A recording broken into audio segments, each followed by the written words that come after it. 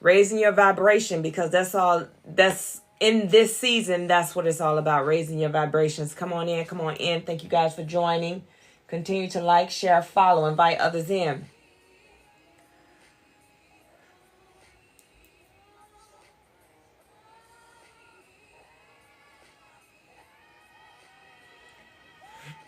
All right, I had to do my little prayer. Let's go. So let's get started.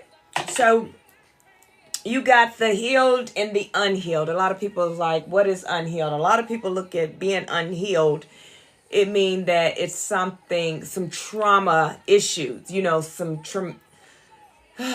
something drastic that happened in your life. They think healing is, you got to have a shrink. You got to have, some kind of mental illness. You got to have this traumatic stuff that happened to you in your life for you to have to go healed. A lot of people don't understand that they are not healed. They don't even understand that they're operating in a low vibration. And the reason they don't understand that they're operating in a low vibration is because they've been doing this all their life.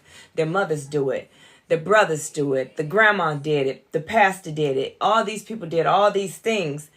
But at the end of it, so they don't see that anything that they did is wrong. Thank you for the likes. So they keep going on in life looking at everybody else as the problem. Have you ever met somebody that they always got something going on? They're like, oh, this person don't like me. That person don't like me. They got this and that, and the third. But they never look at, they may be the problem is everybody else but them. Everybody else is crazy. Everybody else got issues except for that person. I mean, every time you turn around, that person is in some drama, in some mess, gossiping about somebody, in the mix of everything, creating narratives about someone, doing these different things. And everybody else is the problem except for them. Well, I'm here to tell you, those are the ones we're talking about that's being unhealed. Thank you guys for joining. I ask that you like, share, and follow. So those type people are the ones that cause the most havoc in everybody's life. Now, it seems to me that they seem to think that they're living in a happy bubble because everybody else is crazy. Have you ever met a crazy person that love to call somebody else crazy? And then you have people that run around and say, oh, I'm just crazy. Well, no, you're not crazy because you can identify that you're crazy. It's the ones that can't identify that they're crazy that's always calling everybody else crazy. But they never, not one time, looked within and said, everything about them and everything that they're doing is crazy as hell. I don't like the word crazy, but I'm just saying, right? And then they're the ones that always, like I had a neighbor, I promise you, she just didn't understand that nobody liked her. For the life of her, she couldn't understand that she's the problem. She went around talking about everybody, talking about their grass, talking about their house, talking about what their house looked like. I mean, she knew everybody's business. And we had a neighbor that didn't even have a for sale sign up for his house. But guess what? She knew that this man had his house up for sale. And so she spreading those rumors. She spread rumors about everybody. She still hadn't identified that she is the problem. Everybody kind of ran when she came around, but she looked at it like, oh, I'm glad I'm not out here because I ain't want to talk to them. No, they're glad they went their separate way because you showed up. But me being the person that I am, I sat back and watched.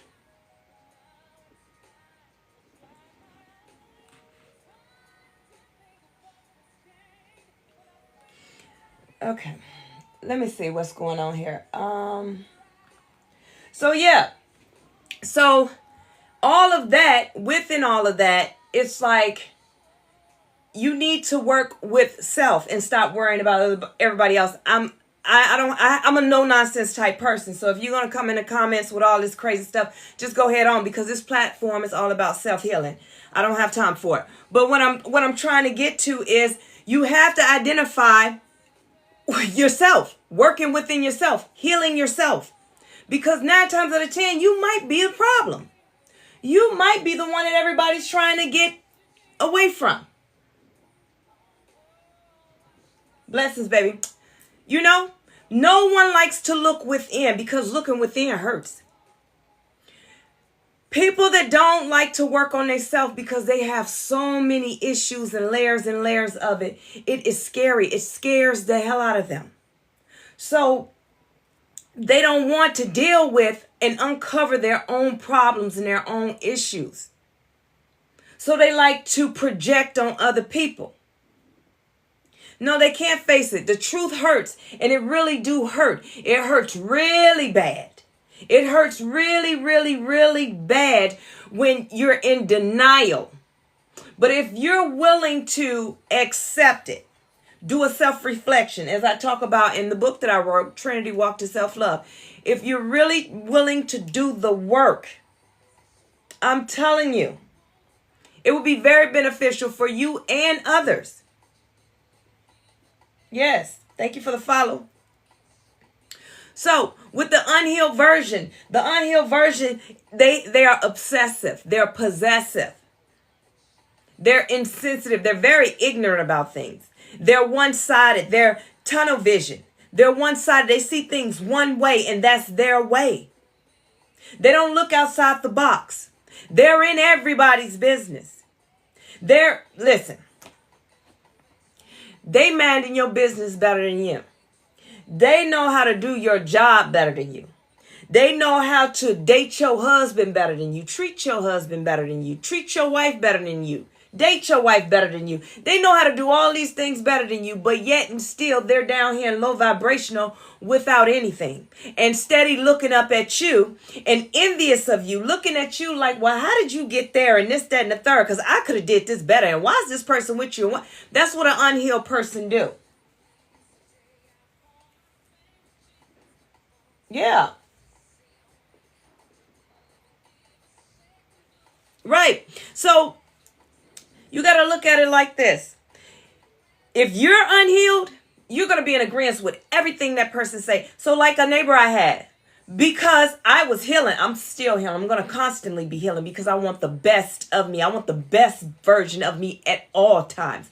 So any little hiccup or anything or confusion or any chaos come in my life or anything, I'm going to stay in healing because that's where I want to be. I want to always, when I show up, I represent the best version of myself. I want to make sure when I show up that you guys see the best in me. You see how I said God seen the best in me. Even though I didn't see the best in myself, but God seen the best in me. I want when y'all see me, y'all see the best in me. No, I'm not perfect, but if I'm going to represent and be the leader that God called me to be a mentor and a coach, right? I want y'all to see the best of me, but I'm going to also be transparent. So with her, when she would come with the negativity because I'm healed, guess what she was met with? The brick wall. I'm not entertaining it. I'm not engaging. I'm hitting her with how you know that's what that person is thinking? How you know that's what they got going on in their household and in their life? How do you know that?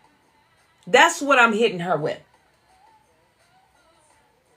So with all that, now as a healed person,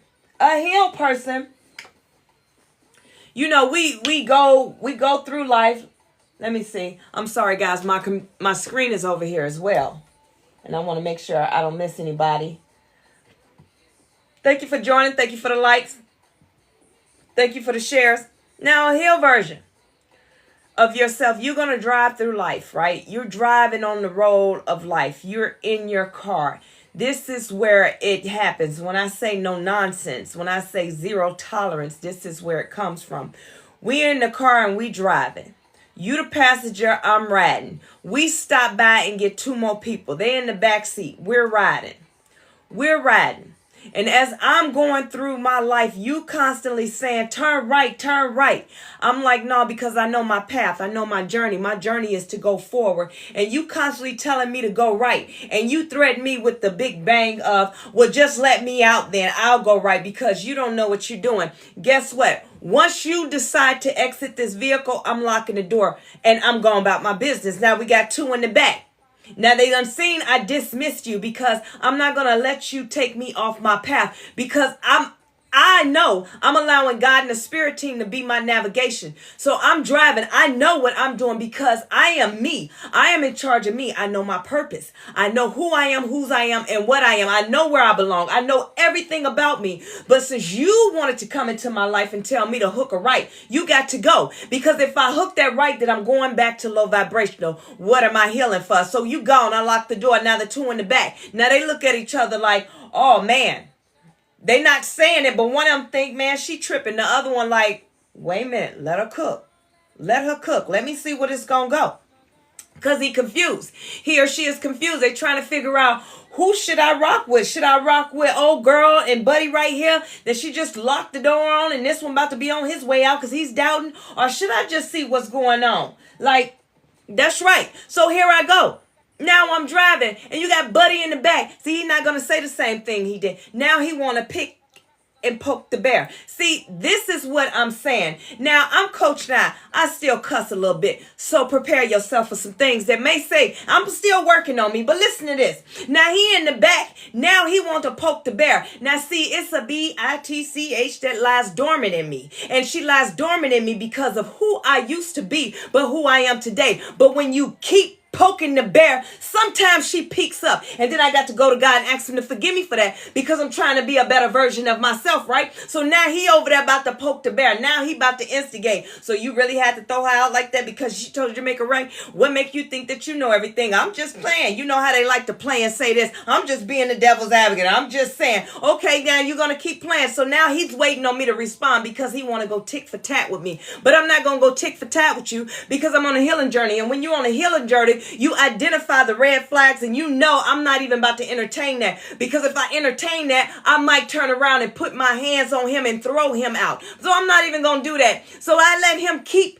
Now I slightly pull over to the side of the road. I tell him, go ahead, unlock the door. I'm going to need you to go ahead and step out. See, he's like, no, I ain't getting out because I already know what you're going to do. So what I got to do, I got to force you out because as I always say, you will respect me by choice of force. And if I got to force it about you, it's about to be a problem. See, now I'm going to get out the car, but guess what I'm going to do? I'm going to take my keys with me because this joker think he's slick. Now I'm going to walk over to the side and I'm going to snatch him and put him out because you're provoking me. So I got to forcefully put you out of my life. Not saying go put your hands on people. I'm talking about stand on business when it's time to get people out your life. Now you got Buddy over here in the backseat still, and watch me put everybody out. Now he's almost a believer. Watch me as I go. See, all this ties into spirituality. Okay, so now we riding. This is how it is. So these folks that's out here that's into spirituality, these folks that's out here that's into the whole I'm a leader. I'm a life coach. I'm this.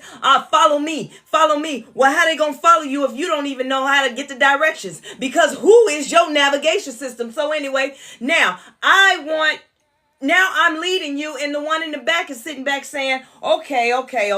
Let me see what it's going to go. I'm going to stay quiet because I want to watch, because he's still halfway a believer. But as he see how I trust in my spirit team, I trust in God, as y'all say ancestors, as y'all say universe, at the end of the day, same thing. As we trust and we keep going, we're going to get down this road and then we get to our final destination. Guess what our final destination is? We done pulled up to a mountain. As we talked about last week, we done pulled up to the mountain, and now Buddy in the back, he's like, oh no, I knew I should have got out when she put them two out, because now we at the end of the road. There's no more road. It's only a mountain. Now I gotta hike this mountain. We got no boots. We got no nothing. We don't have anything to get over this mountain. But see, I'm trusting in my guys. I'm trusting in God. I'm trusting in the man that told me, hey, trust me, I'm gonna get you over there. See, remember when he told him to speak to the rock? Now, crack the rock. Now here we go. Now I'm at the mountain, see, because he has no understanding, because he's straddling the fence of do we want to be healed or unhealed?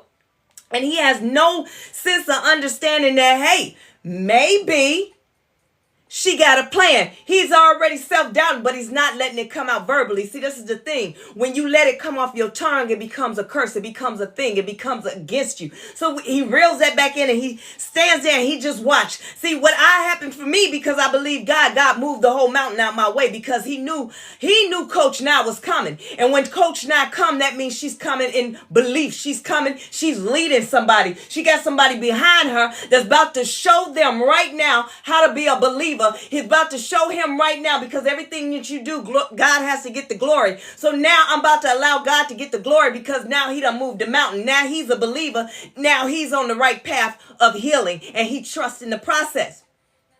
So when you're going through your healing process, you cannot bring people along. And I always talk about this. I talk about this in my book. When you go through your healing journey, get you, I call them a night buddy. A night buddy is a me. A night buddy is a person that's not going to pull you down. It's not going to doubt you when you're saying, okay, I went through this spiritual awakening and this happened. A night buddy is the one that's going to have your back and rock with you. A night buddy is going to be right there with you. When you hit the floor, I'm going to help you get back up. That night buddy is going to be right there to reiterate the words that she spoke. Now, you told me, you came to me and said, Coach, now I want to heal, and this is why I'm going to heal. I'm going to be the best version of me. I'm going to do this, and I'm going to do that, and I'm going to do this. So I'm your now buddy. I'm going to make sure I repeat everything that you said to make sure that you stay on track, because this is your goal. And that's what happens when you become healed. You let go of old things that don't mean you any good no more. Low vibration. Those people that I put out in my car, they can't go with me to the next level. You can only have believers that believe in the same type thing that you believe in. They don't have to believe exactly. As I always say, your purpose is your purpose. God is going to give you your purpose,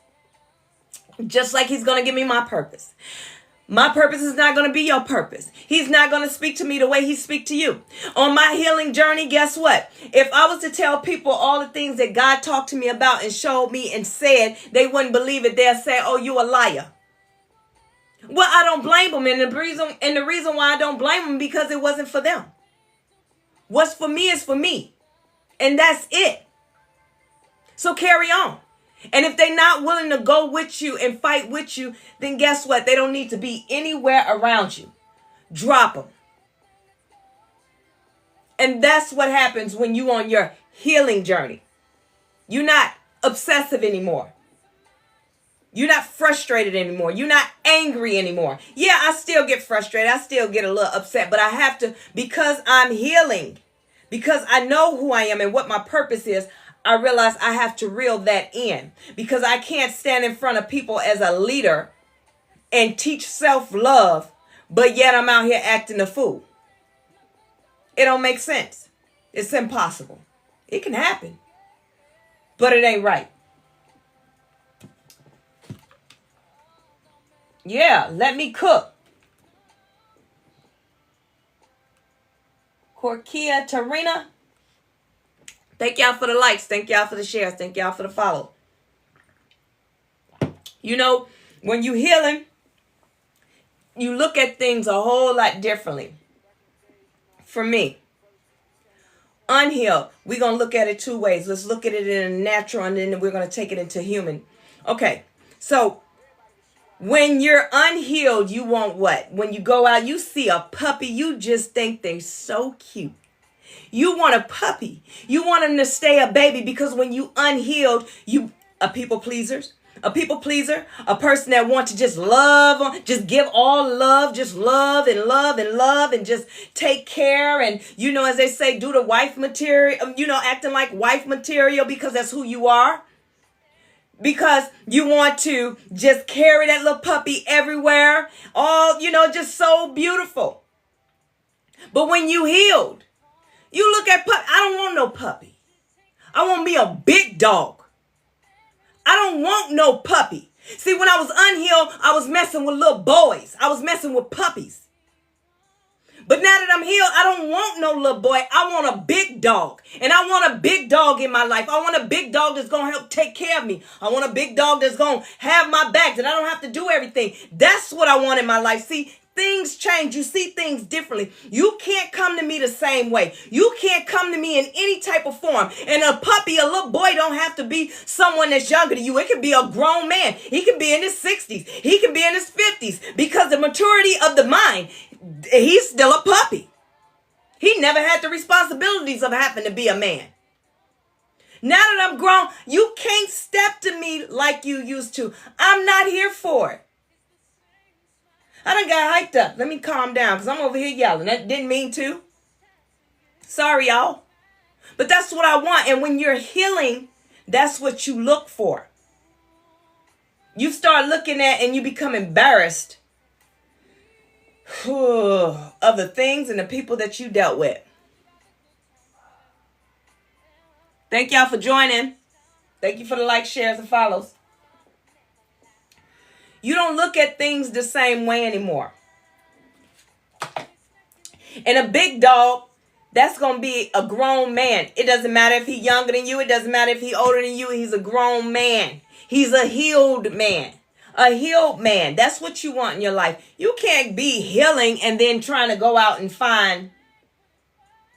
going out trying to find an unhealed man. That's not going to match. That's not going to match at all. And that's what, when they talk about being equally yoked, it's not about, oh, we got to be on the same page. If I'm here, he got to be here. No, it's if you're healed and he's unhealed, y'all are not equally yoked. That's what that means. That's what it means. So you listen to K. Michelle, you can't raise a man. Okay. Can't raise a man. Okay. We know that. Send him back to his mama. Thank you for the follows. Send him back to his mama. But who are you to sit and talk about him? Drag him through the mud. That's your fault. That's a you problem, not a his problem. Because you allowed him in your life. You dealt with him. Now you want to say you can't raise a man, dog him out. For why? Because you mad it didn't work out? Because if it worked out, if he treated you just halfway, a little bit decent, you still be with him. Because you unhealed.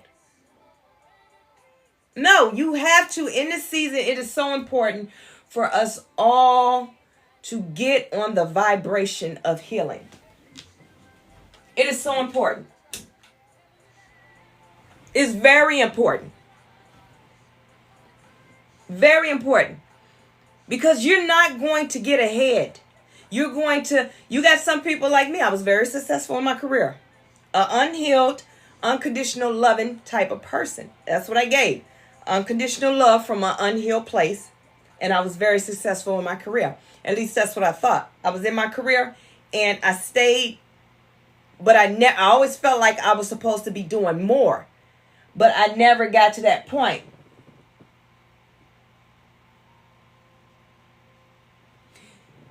There go my girl. You absolutely right. It is hard, but you know what? And then it's not. Because you're going to attract what likes you. The problem is, I think, is more so we become intimidating. And then the healed men see us and it's like, okay, they're doing just like we do. We done been down this. It's probably the same type of energy in a different woman. And then they become hesitant. They become hesitant. And then it takes forever. They eventually make their way to us. But it takes forever. Because now they're protecting their peace. They're sick of it. They're sick of the back and forth, you know? So it's very important in this season. So like I was saying in my career, I was there. I'm here. I feel like I'm supposed to be doing more. I became content. I'm still successful. I'm unhealed. And the reason why I'm not flowing to where I need to be is because I'm thinking and listening with my unhealed ears and my thinking cap, my unhealed thinking cap. It put limits on me. I put limitations on me. But once I started to heal, I started to see I've always been successful. I've always been this person. And what the problem was, I would trigger other people, and then what they would do is project their feelings and things onto me. And when they did that to me, it made me sit down, shun myself, and make myself really small in the room. When there's no way, I'm big dog. Why am I making myself small? Because I'm making myself small to make you comfortable. No, that don't sound right. Don't sound right at all. Nope. Thank you for the likes. Thank you for the shares. Thank you for the follows.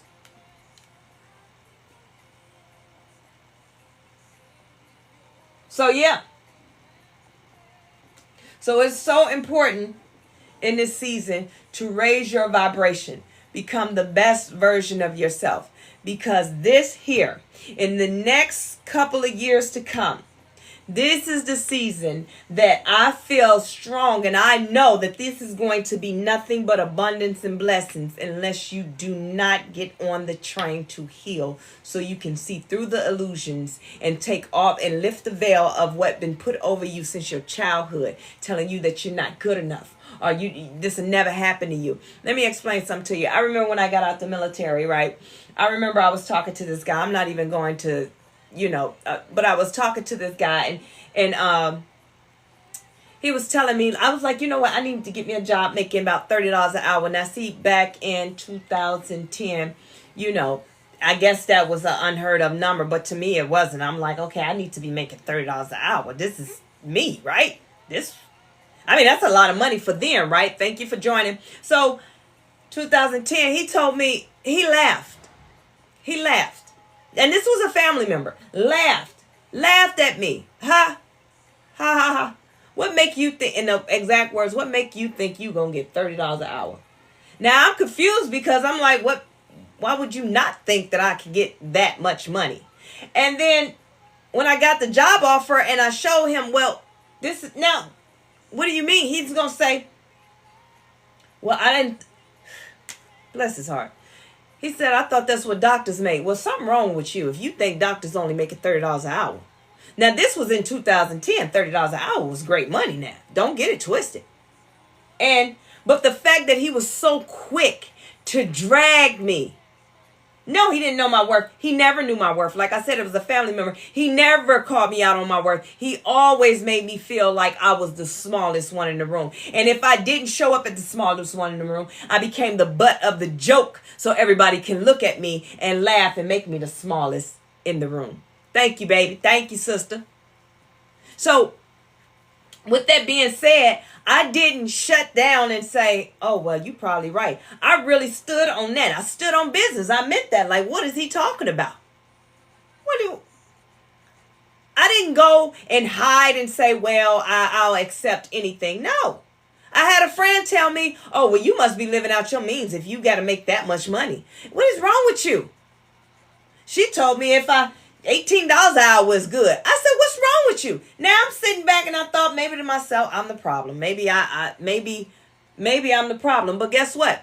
I don't care about being the problem, because this is what I'm worth and this is what I'm going to do. And matter of fact, I was worth more than that. I just felt like, hey, that's reasonable. But I did not allow what they thought to dictate what I did, because if I did, I would not be where I am today. I stopped playing myself short because I stopped playing myself small around these people, because I understood who I was. I didn't know how I was going to get to certain places. I didn't know how I was going to do certain things. I didn't know, how to get to the next level, but God told me that this is what was going to happen. And so I trusted that. And voila. So you have to believe in yourself. You got things that you're doing. If you want to start a business, start the business. But the main part, what you need to do is focus on what your purpose is. Operate within your purpose. All right, Miss Mac. Work on your purpose.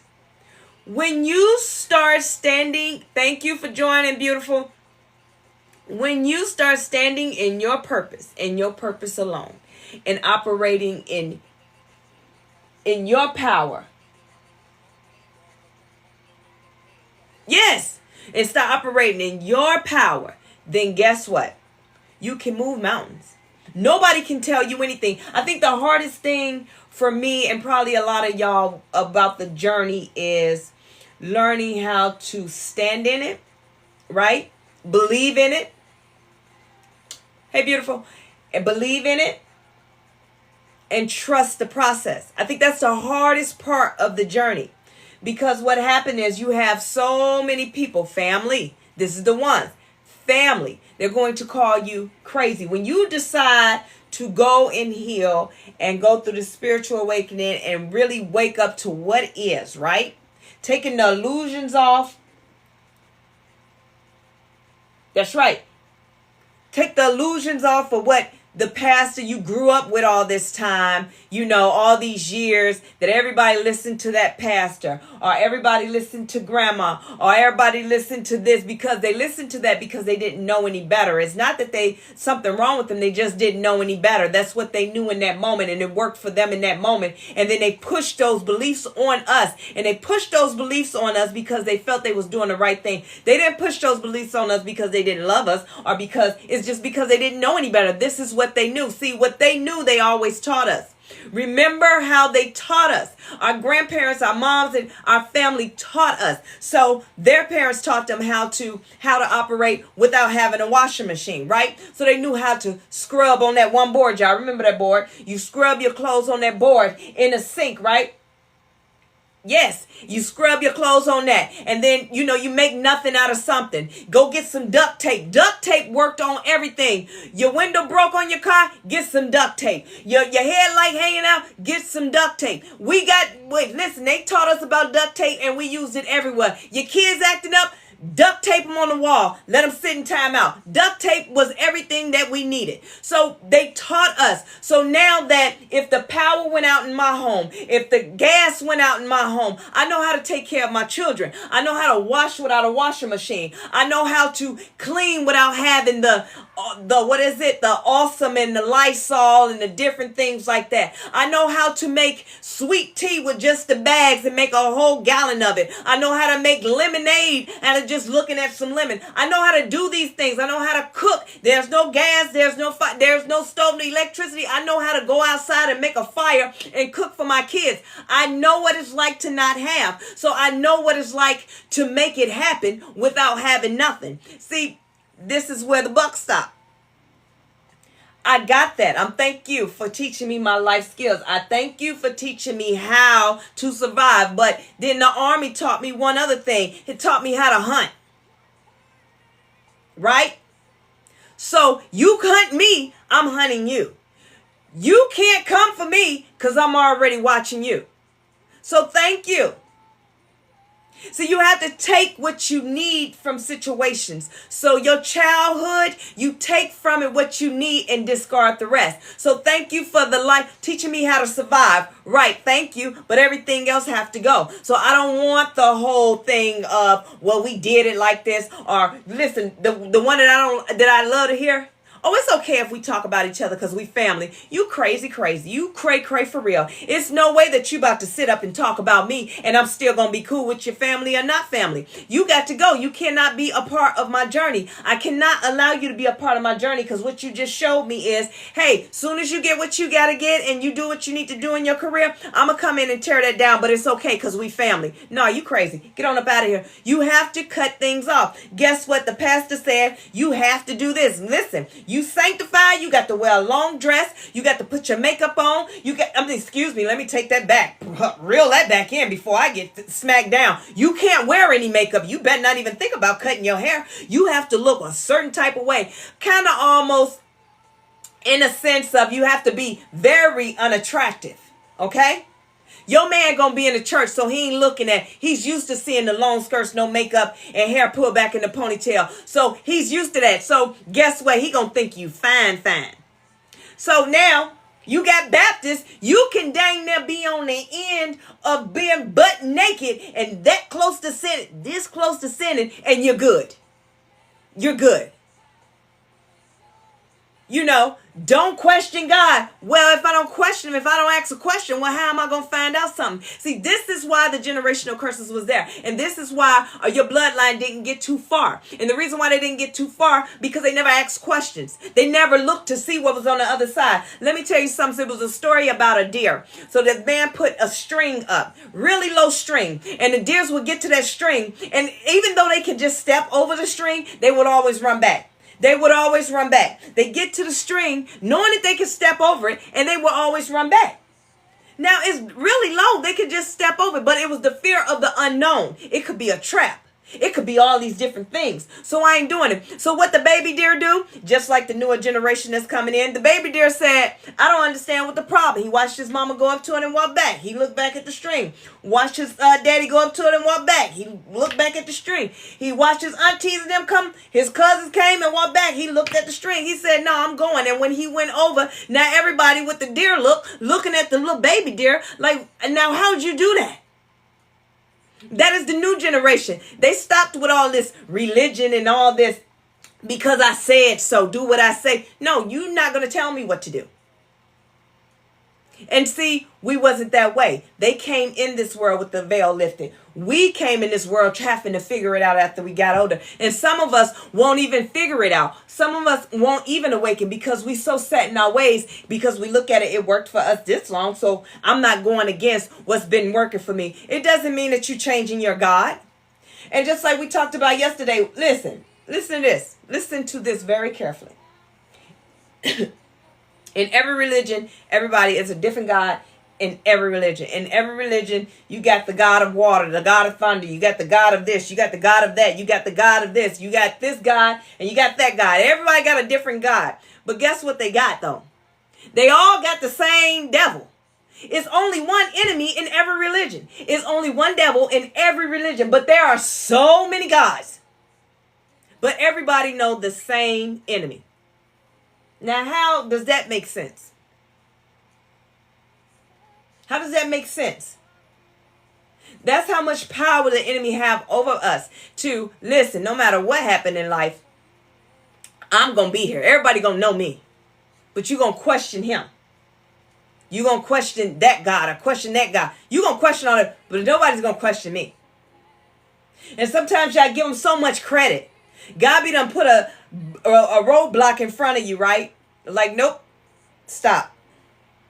Do not go. Because this person is going to do something that's very vindictive to you. Don't go. Thank you for the follow. Thank you for the likes. Thank you for the shares. But yet we stop. Or say the devil thought he had me. Well, that was God having your back. So y'all give him so much credit. It's like everybody know the enemy. Everybody know the enemy. But everybody confused on how many gods do we have? Who's God? God of what? God.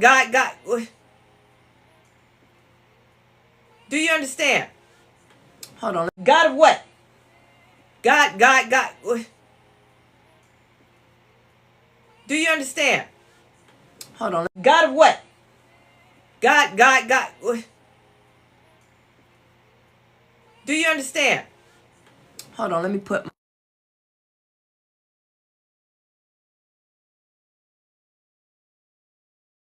I'm sorry, guys. I had to put my do not disturb on. Look, I'm over here going live and all I see is my son requesting money from Cash App. Bruh, if you don't leave me alone,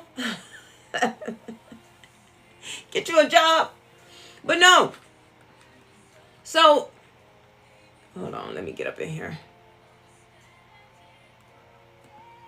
So that's why it's so important to understand who you are. You got so many people that with this whole thing of believing in what they want to believe in. And I don't care. You do what you do. For one, all I wanted to do, and I say this often, all I wanted to do is get on here and teach people how to work out, how to take care of their physical as a personal trainer, as a life coach, and just be there. So the reason why I got into life coaching, because personal training, right? I noticed that a lot of women would come to me and I become like their therapist, low key, because they need to vent. They're working really hard and they just need a friend. They're working really hard and they just need that encouragement. They're working really hard and everybody else don't see the change in them. So they needed somebody, which was their coach, to keep them motivated, positive, focused. And then you find out, why are they working out? So I wanted to make sure I'm giving the best advice and making them, giving them the best benefit, right? So I took the courses and did the certification. I did these things. And then I found out that a lot of them, they working out because they gained a lot of weight and their spouse is cheating on them. Same thing with the men too. They trying to get fine again because they used to be fine. And then they pull up pictures of themselves. See, I want to get back to that. And I guess they expected me to say, well, or like, wow, you looked like that. Well, I don't do the wow, you look like that, because I'm a believer. I can see the beauty in you. Just because you got the weight on you does not mean that you're not attractive. You just need help to get yourself on track. I'm that personal trainer. Girl, go ahead. I got to get in the gym. I'll tell you about it later, my back. But listen. So I'm that personal trainer. The number one on head. I got to get in the gym. I'll tell you about it later, my back. But listen. So I'm that personal trainer. The number one about. Uh-oh. Let me get y'all back in here.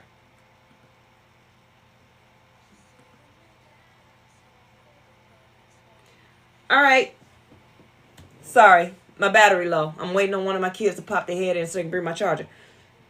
So listen. I'm the personal trainer because one-on-one, when they teach you in personal trainer, is train them until they're able to work out on their own. You don't keep them. You do not keep that trainee forever and just get their money. A lot of personal trainers, they're going to train you forever. They're not going to let you know that, hey, you good. No, because you're their income. You're what pay their bills. So why would I tell you? But I'm that personal trainer of, no, we're going to put you on a program. I'm going to work you out until you can do it on your own. It's the ability to get you to do it on your own. The confidence to get you to do it on your own. Now, if you choose to keep me as a personal trainer, after I give you this 8-week program, maybe 4-week program, or maybe 2-week program, whatever it is that you need from me, then okay. But my job is to show you how to do it. God will bless me with more people. So I'm not going to keep sucking you dry, knowing doggone well, and making you feel codependent and you need me. Because all I'm doing is bringing more trauma into your life. Because you already got the trauma in your life. And that trauma is you become codependent, that you need reassurance. You need your husband or your wife to tell you you look good. You need to feel loved. And now as your personal trainer, I'm mentally abusing you as well. That's not going to happen. So let's get back on track. So the reason why I did the life coaching is because I learned that, okay, well, he cheated on me. And then as they talk, I don't dig and ask questions because I don't like getting in people's business. But as they go, I'm like, okay, well, how did they cheat on you? Then they go on and tell me, how did you find out or what's going on? And women, they detectives. They done pulled up the girl's social media and everything. Ugh. And I look at the picture and I look at her. I look at the picture and I look at her. Well, y'all kind of favor. Which makes sense. Because he fell in love with you enough to marry you. And make babies with you. Because you were attractive. When you was maybe 100 or 200 pounds lighter, right? But then he go looking for you in everybody else. Now, he go find people that look like you, favor you. But see, they're not you. Because you have something that's in you. You have a light in you that cannot be replaced by anybody else. The light that's in you was given to you. That's your purpose. That's your spirit. It was given to you by God. Nobody else can have that because that makes you special. So when he go find him, see, he don't leave you. He don't divorce you. He don't divorce you at all because it's the thing that's in you. We're about to talk about it. So he go find somebody. So yeah, he go smash her. But she's mad because he won't leave his wife for her. Well, he can't leave his wife for you. Because you don't have what his wife got, but he ain't got the intelligence, or she don't have the intelligence to understand that that's the problem. They just looking at, I need the person that look like this. Can you cook? Okay, you can cook because my wife can cook. You look like my wife. You 100 or 200 pounds lighter. Okay. But it's something I just can't leave my wife for. No matter how big she get, no matter what happened. But I'm causing mental anguish to her. That man or that woman never came to you and said, hey, I'm not happy. I'm going to need you to lose some weight. I'm not happy, in the bedroom. They never have that open, honest communication that would have gave you a chance or he could have worked out or she could have worked out with you. They never gave you that chance. So now, as a life coach and a personal trainer, this is what I'm trying to heal. I learned how to heal the physical, which caused the mental. See, I only wanted to start my business up to do physical, but I found that the mental works with that. So after I gave these women and men the encouragement that they need, they were able to go out there. And when they go into physical, they go hard in the paint. They go hard in it. But then I realized, wait a minute, they still feel empty. Why do they still feel empty? Because the spiritual was missing. Hold on one second. Let me grab my charger. I'm coming right back. It's just right here.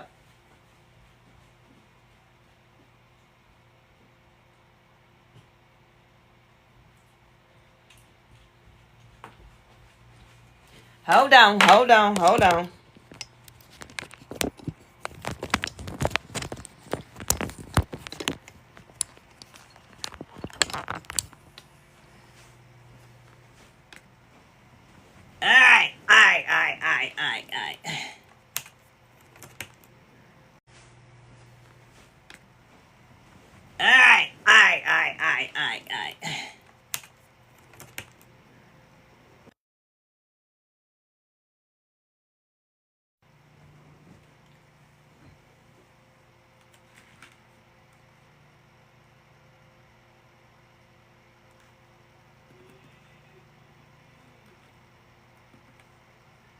Hold on, let me get our music.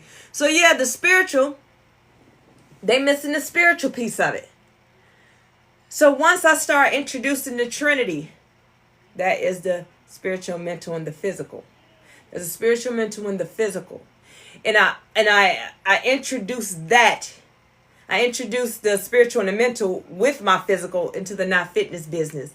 What I got to do is see a change in people, because it's some people that just lost hope. So I gave them that chance to believe again. Believe in whatever you want to believe in, because I'm the type of person, I'm never going to force anything, my beliefs or religion or anything on anyone. I'm not doing it. That is for you to decide what you want to do.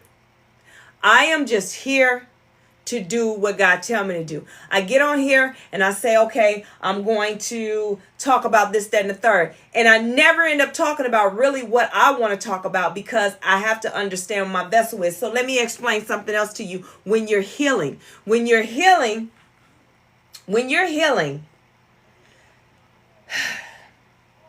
you learn something. So this is what it is. When you're unhealed, everything is woe me.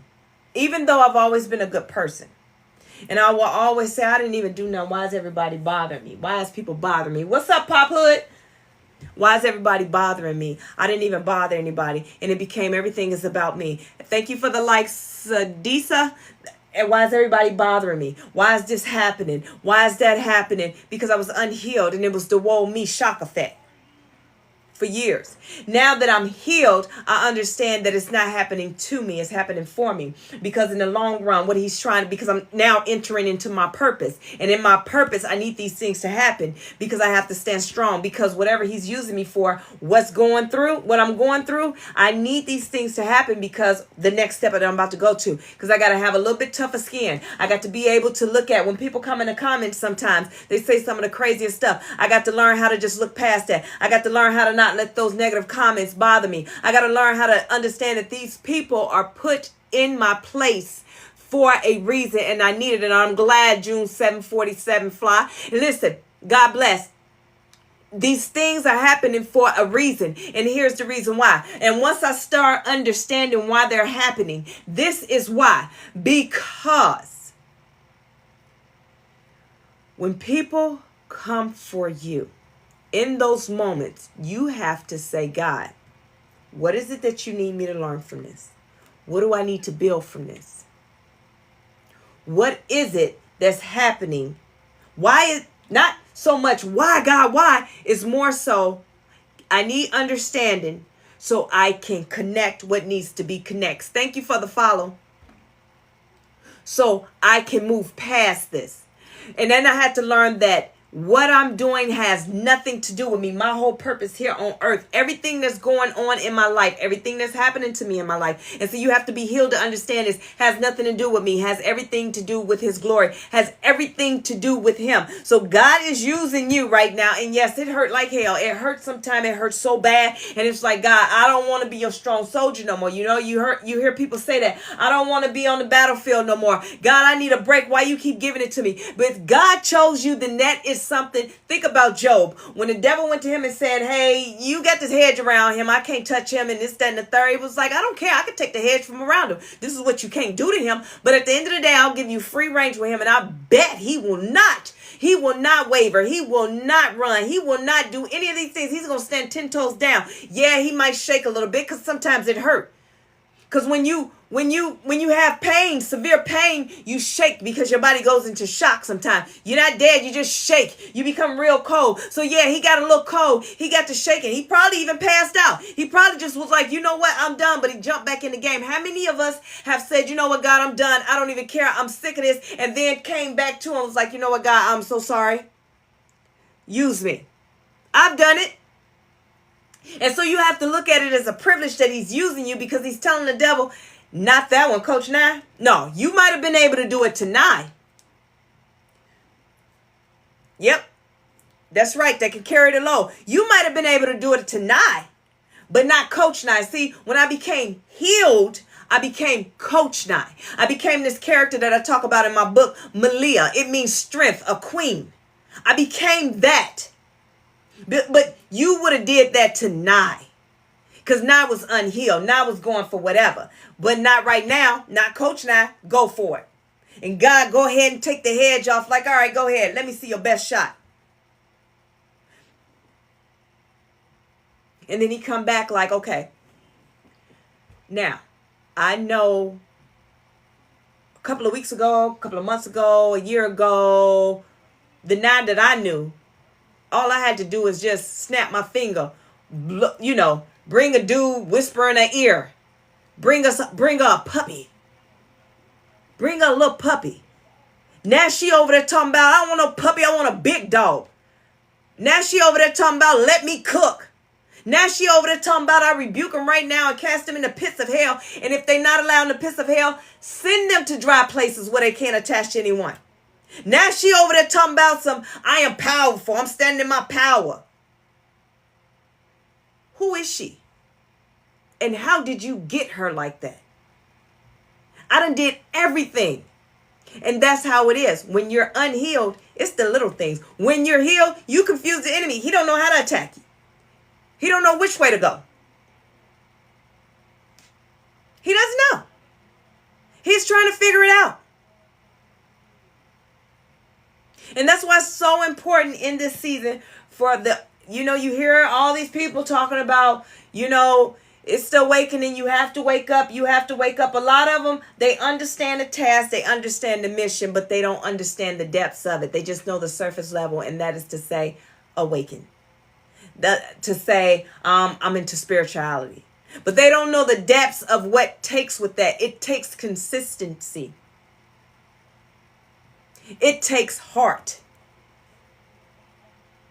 It takes you really getting into the mindset of your job is no longer your job, and your life is no longer your life. Your walk has nothing to do with you. The healing and the awakening has nothing to do with you. It is all about the divine. It is all about God. It is all about what he needs done in this season.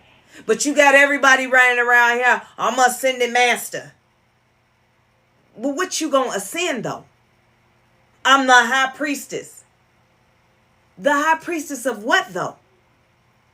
Not knocking anybody. It's just that I'm a pastor. Titles mean everything to unhealed people. I should not be able to look at you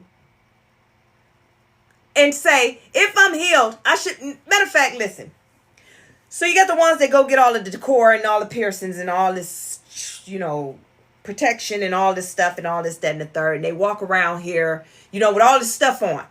So you can identify who they are.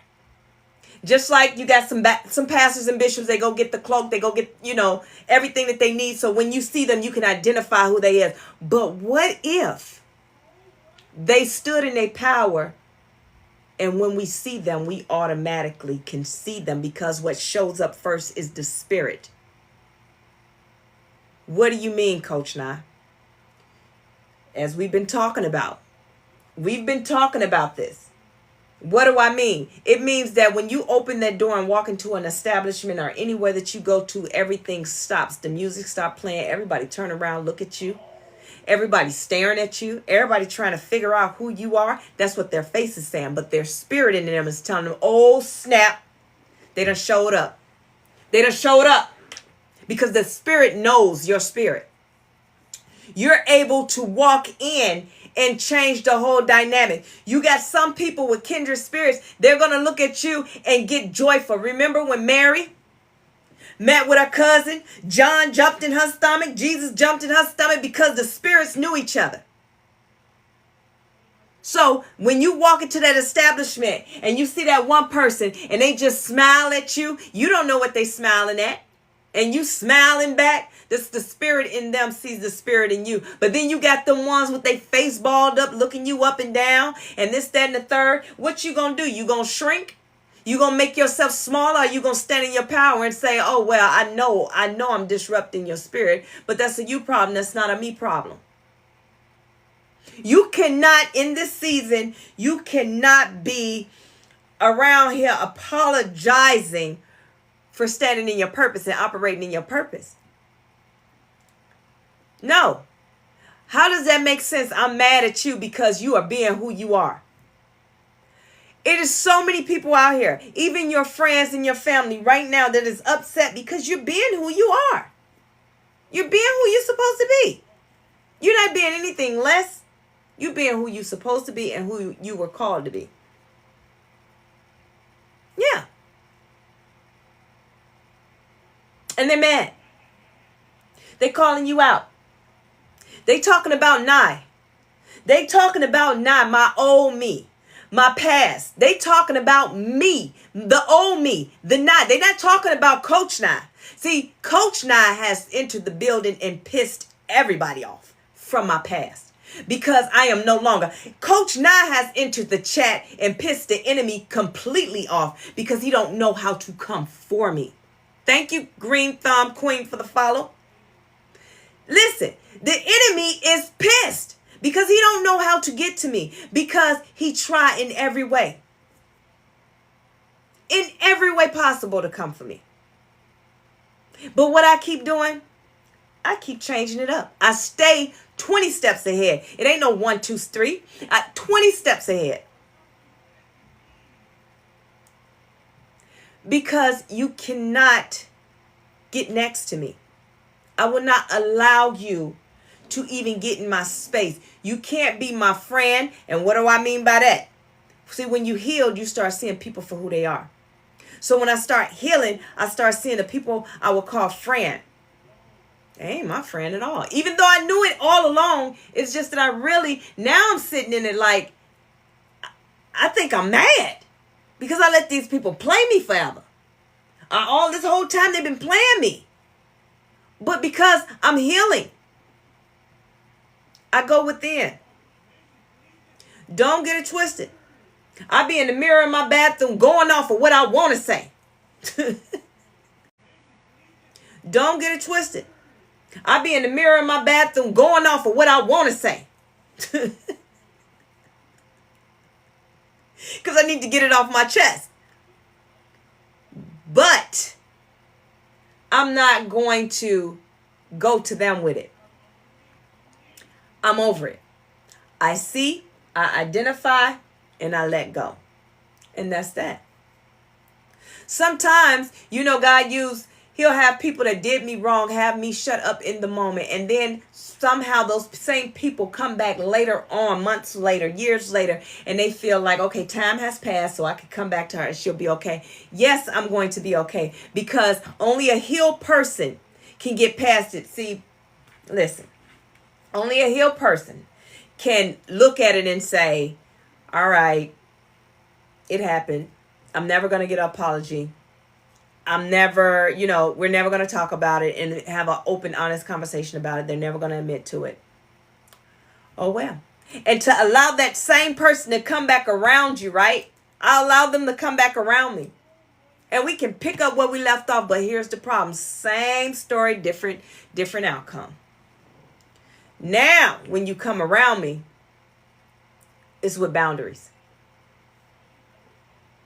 You didn't do enough to the point that it hurt my family. You may have hurt me, but you hurt the unhealed version of me. The healed version of me is to show compassion, unconditional love. And when God used you to do that, it kind of gets frustrating because it's like, God, really? Really? But I got to. It's the fruits of the Spirit, right?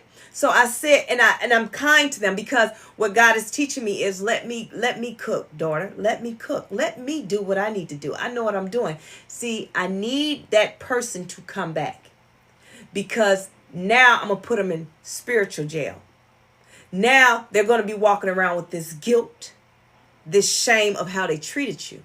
Now they're about to sit around and think about, oh my goodness. Now they get to see the real you. See, I had you hidden from them. The real you, I only allowed certain pieces of you to be shown.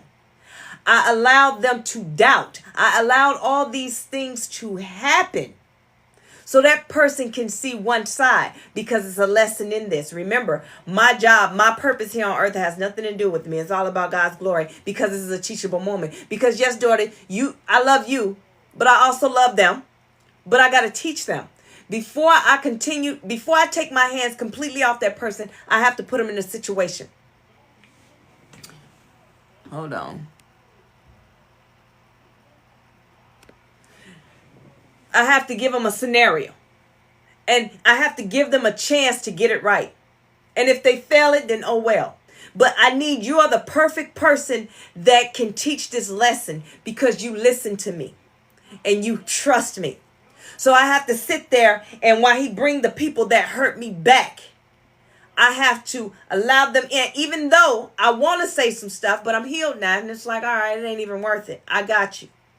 Now God is dealing with them. The spiritual jail is showing them, look what you fumbled. Look what you messed up. This was a good person. Now they get to see the real me, my heart, who I really am. Now they have to sit back and think like, dang, I really came up against her. This person is powerful. This person is love. This person is really of God. This is a wife. And you notice when they come back, all of a sudden they want to get married, want to love you, they want to do all these different things. And that is the reason why. But you learning how to stand in your power, now God give you this.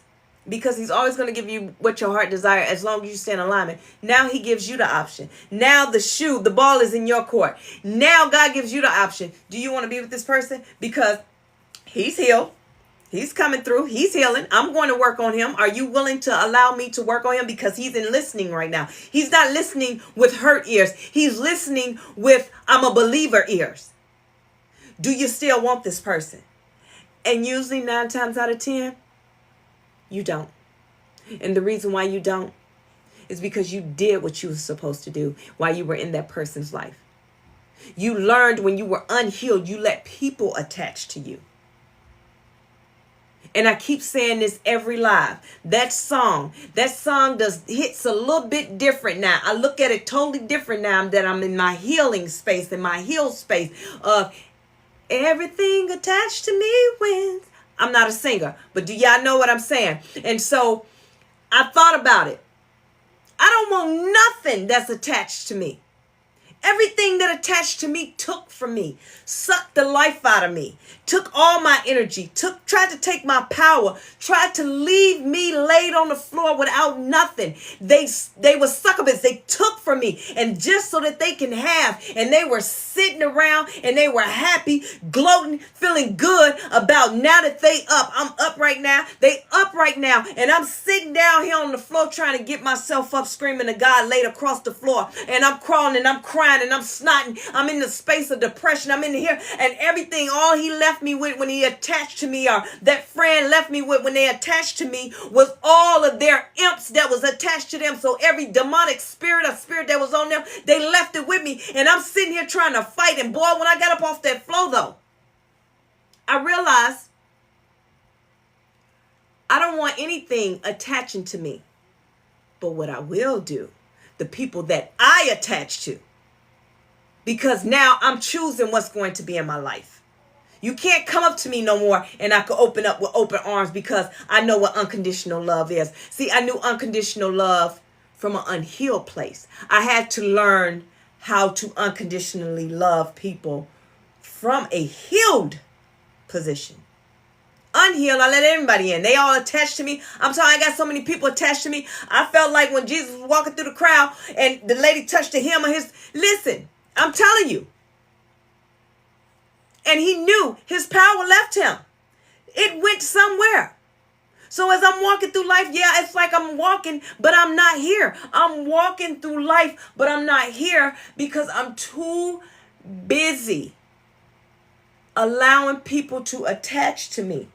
Too busy focusing on everybody else's happiness, being a people pleaser, doing all these things, when the whole time I'm walking around here bearing a cross that ain't mine, walking around here with a thorn on my forehead, scratched up, walking around here, power just leaving my body. I'm just dragging myself through life.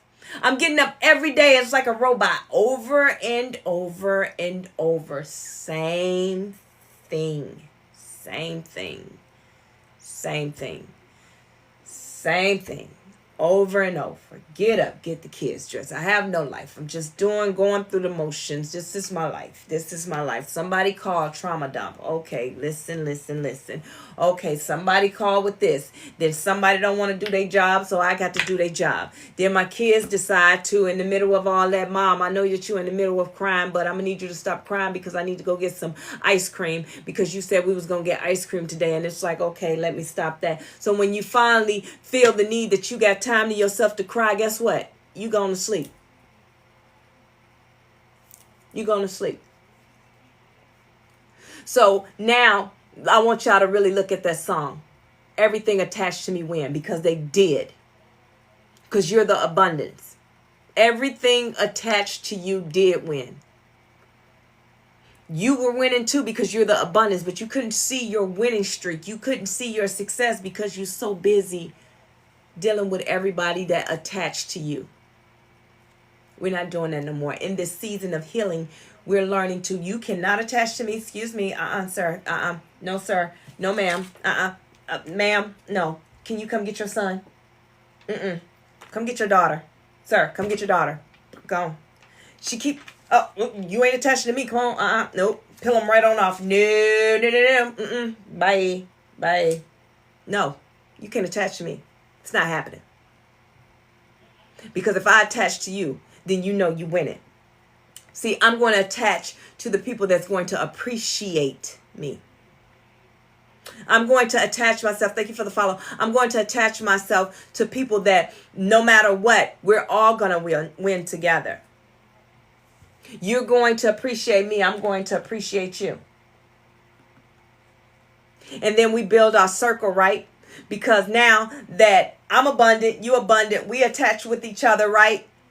So now just look at it. We holding hands. We just one big circle around the world holding hands. Now just think about it. If you're doing what you're supposed to be doing, if you're in this live and you've been in here all this time, that means this is where you're supposed to be. So let's talk about that. So now that me and you, we're having conversations, right? And you're learning about your purpose. So you already know what your purpose is. Are you just coming in here because you're trying to figure out, what am I supposed to be doing? I don't even know what I'm here for. I just feel like I'm just in a cycle of constant, go. But let's just say that's what's happening. You in the, I'm trying to figure it out. You're in the, I already know what my purpose is. I'm just trying to find my soul tribe. And then you over here, you kind of like trying to figure out some things. You just being nosy. So let's take the being nosy out, right? Because you got to go be nosy somewhere else. You got to find your like-minded people. And those are the low vibrational, because we have vibration over here. So now if we are, you operating in your power and your purpose, I'm operating in my power and my purpose. And then this babe right here is trying to figure it out and trying to figure out what our purpose is, us together, because they see how we communicate and how we deal with things. This is how you make that person a believer. This is how you become a leader, by doing what you're supposed to be. See, everybody think that, oh, I got to show you this and I wrote a book to this and the guidelines to this. You're not going to make it if you don't get the guidelines. See, the book that I wrote and I created is a testimony for people to continue to keep going, right? But then you have people on the how to be the perfect you. Well, how would you know? You don't know me. You don't know what my purpose is. I'm not sure. And then I go spend my money on it. That's what happens. And then we still sit there and be confused. So, but this is how you learn, and this is how you teach as a leader. You just stand in your power. See, like I said, I come on here. I don't come on here with the intent of gaining something. I come on here with the intent on giving something. Thank you, Jabbar. Giving something. I want to give something. See, I'm not going to leave here worrying about what I didn't get, because I understand the mission. God gonna give me mine. I'm supposed to come in here and give something. So now that I'm giving this to you and I'm standing in my purpose, and you see me operating, and you see the next person over here that's standing in their purpose and operating, and when you come in, we're not looking down on you saying, oh, here come a beginner. Oh, here comes somebody. And God said, no, we not. We don't even see that you're a beginner, because we meeting you where you at right now. And in our eyes, if you're high vibrational, it doesn't matter if you just got high vibrational yesterday. We're here eye to eye. So I'm not looking on you to tell me, okay, well, we already up here and this is what we should be doing while we up here. No, what I'm looking for you to do is, since you up here with us, go ahead and start operating in your purpose. If your purpose is to teach people how to do bundles, then guess what? That's your purpose, to teach people how to do bundles. Because guess what? God wants us all to be beautiful. He gave you a talent for a reason. That's what you stand in. You don't come and be like Coach Nye. Oh, well, she on here and she go live and she do mentoring and coaching. That's my calling. Her calling may be something totally different. Her calling is to intercede. You don't try and be like anybody else but yourself, and that's it. You stand in your purpose, and don't let anybody tell you that that's not going to go anywhere. How dare I sit and allow somebody, which I used to do when I was unhealed, tell me, oh, well, you ain't going to make it. Or that family member that told me, oh, $30 an hour, you ain't going to get no $30 an hour. What?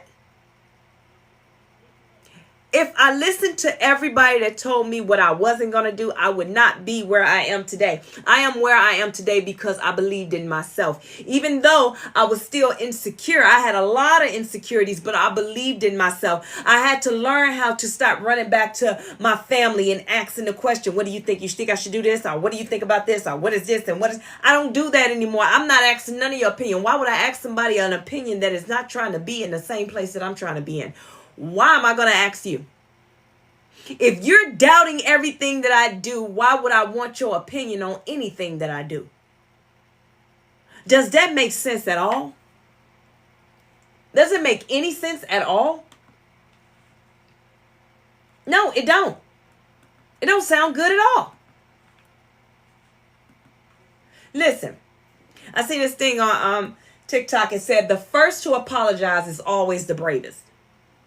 The first to forgive is the strongest. The first to forget is the happiest. Now, that make all the sense in the world. I've been in this season. I've been just thank you, Taylor, for the likes. I've been super excited, just happy, peaceful. You would think that I got everything in the world, just, and I do. Because it's the things that means everything in the world to me. So everything in the world to you may be having millions of dollars. I like millions of dollars too, but you know what I mean? But I am the happiest because I understood what happened. Thank you for the share. Thank you for sharing the... Taylor, thank you for sharing the live. Thank you so much. Um, I have forgotten. I have forgiven people. I had to learn these things, how to forgive people. I have learned to apologize, but what I had to learn to do is stop apologizing to keep the peace. So, meaning that I would apologize for stuff that I know I was not wrong in and I did not do, but I just didn't like drama because people didn't know I have an unconditional loving heart. It's just in me. I was born with it. You can't pick it up. It's just a gift. I was born with it. It's a gift. Loyalty. I was born with it. It's a gift. You can't make this up. A leader. I was born with it. It's just in me. I didn't pick this stuff up anywhere. And so when I approach things and when I handle business, I handle it with love. Now, and that's something that I had to learn. So now to forget mean that you're the happiest. It's not meaning that I forgot you did me like that. No. You know how they say once you get saved, they throw it into the lake of forgetfulness, it didn't exist, it's this and the third. That's what I'm meaning. You don't give it any energy anymore. It's not that you forget. You don't give it any thought anymore. You don't give it any energy. You don't feed into it. You know how you sit and you just think of something constantly and it just replays in your mind and it just keeps going and it just keeps going and it plays in your mind so hard and heavily about how this person did you, what this person did to you and how it made you feel. And it keeps going and it keeps going. And then you sitting there and you in like a mental prison of how this been. And you become the happiest when you learn to stop feeding it. You stop feeding it. Remember Feed Me Seymour? Come on now, y'all already know. Listen. Stop feeding yourself with negative. And as we talked about, the word negative, no more. We're not doing that. I told you I heard someone say that on social media, and I don't know the guy's name. We don't say negative. We don't say positive. We say what? We say desirable and undesirable. This is for the ones that's been following, right? Desirable and undesirable. I desire these things, and this is how you manifest. I desire these things. You only going to manifest the things that you want to desire. So therefore, if I'm saying, I don't want this, and I'm constantly saying everything that I don't want. Have you noticed every time you say, I don't want, it comes? It's like, I don't want that, and it just shows up, and then now you're frustrated because you and it's like, what I'm supposed to say? I don't want to win the lottery so it can show up? Have you noticed that? So here's the thing. Maybe we should do that. But anyway. But I don't desire those things. See, the stuff that you don't desire, it doesn't play in your head. You don't even give it a second thought. If you go into the store and you're desiring and you want some chocolate ice cream and they got all the other flavors in there and you just want chocolate, you're not going to go in there and say, strawberry, I guess. No, you're not even going to pay attention. All you're doing is scanning for the word chocolate. And then when you pick up one and you thought it was chocolate, you pick it up and you realize it ain't chocolate, you don't give it a second thought. You just move it to the side because you know what you desire. You're not going to sit there and get mad and let it play over in your head. They didn't have no chocolate ice cream. They didn't have no chocolate ice cream. This is so negative. No. You do not manifest and have it up here non-desirable. You don't give it a second thought. If you would, let's look at Let's look at the model and runway, right? You at a fashion show. You was at a fashion show, and at the fashion show, I don't know what this about. They be having some of the craziest outfits that I would never wear in my life. I'm not sitting there looking at them walk up and down this runway saying, man, I want that. No one's doing that. We don't desire anything that they got on. No. But what we may desire is this. People get lost in the moment. The ones that this is their calling to model on, whatever it is, right? To be in the light and to be shown. They're looking at them because what they desire, I desire to be on that stage. They're watching the way they walk down the stage, not about what they wear because they don't desire that. They desire to be in those heels walking down this stage. It's not an envious thing. It's just that this is what they desire. So this is the things that they're going to manifest. This is the things that they're going to walk out of there and become the best version of themselves so they can get up there on that catwalk and they can strut their stuff. Do you understand what I'm saying? So the clothes are not going to manifest. The designer person is not going to come because the designer person is sitting across the room watching everything. And they looking, scouting, because the people that come to these fashion shows, these are fashionistas. So they looking and they scouting. And guess what they doing? They scouting and they see you, but you don't see them because you're manifesting what you desire. And guess what? As y'all say, the universe, God, whoever it is, your ancestors, your spirit team, the Holy Spirit, whoever it is, guess what they're doing? They're whispering to the designer's ear saying, hey, look across the way. Because look, that's your next model right there. Because she's manifested. She desires. God is going to give you the things that your heart desire. Only if you stand in alignment with him. If you stand in alignment and stand in your purpose, he will give you the things of your heart. So therefore, this guy sitting across looking at you, you have no idea that you got the job. You've been promoted. You are the next top model. You have no idea. And that's how God works. Because you desire these things. You manifested these things. But you see, if you say, went in there and said, with the negativity and using the word negative, look at that outfit, look at this, look at that, look at, oh my goodness, no. You see the difference that the words make? You change the way you think, then you'll change the way you speak. Because everything that come out of here becomes your curse. So let it register here. So she desired that thing, and after it was over with, all of a sudden, she didn't even know. How do they even got my number? How do they even know me? I'm just a nobody. Because you're a nobody to everybody around you. But to God, you're everything, and you're going to be the person that he's going to use. You're going to be the vessel. So guess what? That man reach out to you. You don't have to do anything. When it's God sent and when it's from God, everything is easy. You don't have to work hard. You don't have to chase the bag because the bag is going to chase you. The abundance is going to say, oh my goodness, I want to attach to Coach now. That's what's going to happen.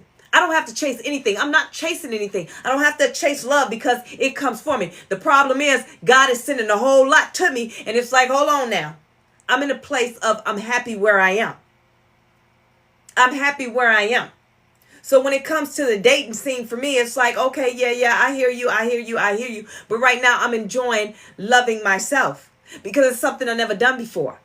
Because I've always loved everybody else. So right now in this season, I'm taking the time to embrace everything with me. And everything that my heart desires, God is going to bring the perfect person for me in the time that is for me. I don't run behind men. I don't try and chase them to like me or listen to me or make them see who I am. See, in the unhealed version of me, I was always trying to make people see who I was. But the whole purpose is it didn't matter how much I forced people to see who I am. God kept me hid for a reason because God said, yeah, you can show him all day, but he is not about to be my son-in-law. No, he is not. You, my daughter, that ain't about to be my son-in-law. So you get over here. So I'm going to keep you hid. I'm going to keep the illusion on him so he cannot see the greatness in you because that is not who I have for you. Have you ever thought about it like that? Have you ever thought about like, okay, the longer I take of healing myself and becoming the best version of myself, you holding me up. How about this? How about I'm waiting on you to go through your healing process? How about I'm waiting on you to get your stuff together because I'm waiting on you. You're my next piece. You're the plug that I need so I can make my millions and bring generational wealth back to my family. Yeah, we may not know each other, but how about what if I'm waiting on you? That's how important you have to take this. I mean, not important, but that's how serious you have to take this. You have to take this healing process very serious because somebody is waiting on you. Just think if I hadn't awakened and did what I needed to do what I need to do, and I was not able to meet you where you at because I'm still over here running behind who and whoever and trying to make them see who I am, proving to other people who I am. And in this moment, you need me. But I'm too busy doing my own thing. In this moment right now, you needed to hear one word from me because remember, my testimony is not my own, it's for others. You needed to hear this one word from me and you've been waiting all these years and everybody, you've been looking here, you've been asking this person, you've been going to church, you've been listening to everything. And then here it is, Coach Nat come to tell you, hey, you don't have to graduate high school to be successful.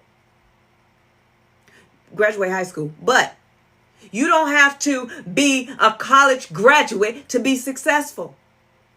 But I will say, get education if you can. How about all you have to do is blah, blah, blah, blah, blah.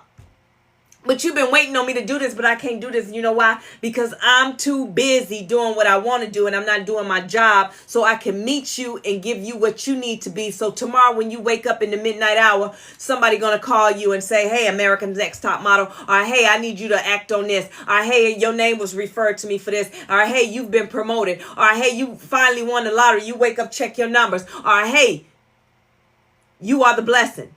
You're about to get some good news, and it is what it is. You can't stop it. You can't stop it. So, but what if I wasn't here? Now you're waiting, still waiting. Listen, if we understood, if I could find the person that held me up for so long, because I needed that person to say that one thing to me, to light a fire up under me. I'm in my 40s now. I needed to be doing what I'm doing now when I was in my 20s. But then how I know that I needed to be in my 40s, and the reason I needed to be in my 40s is because I needed to be seasoned.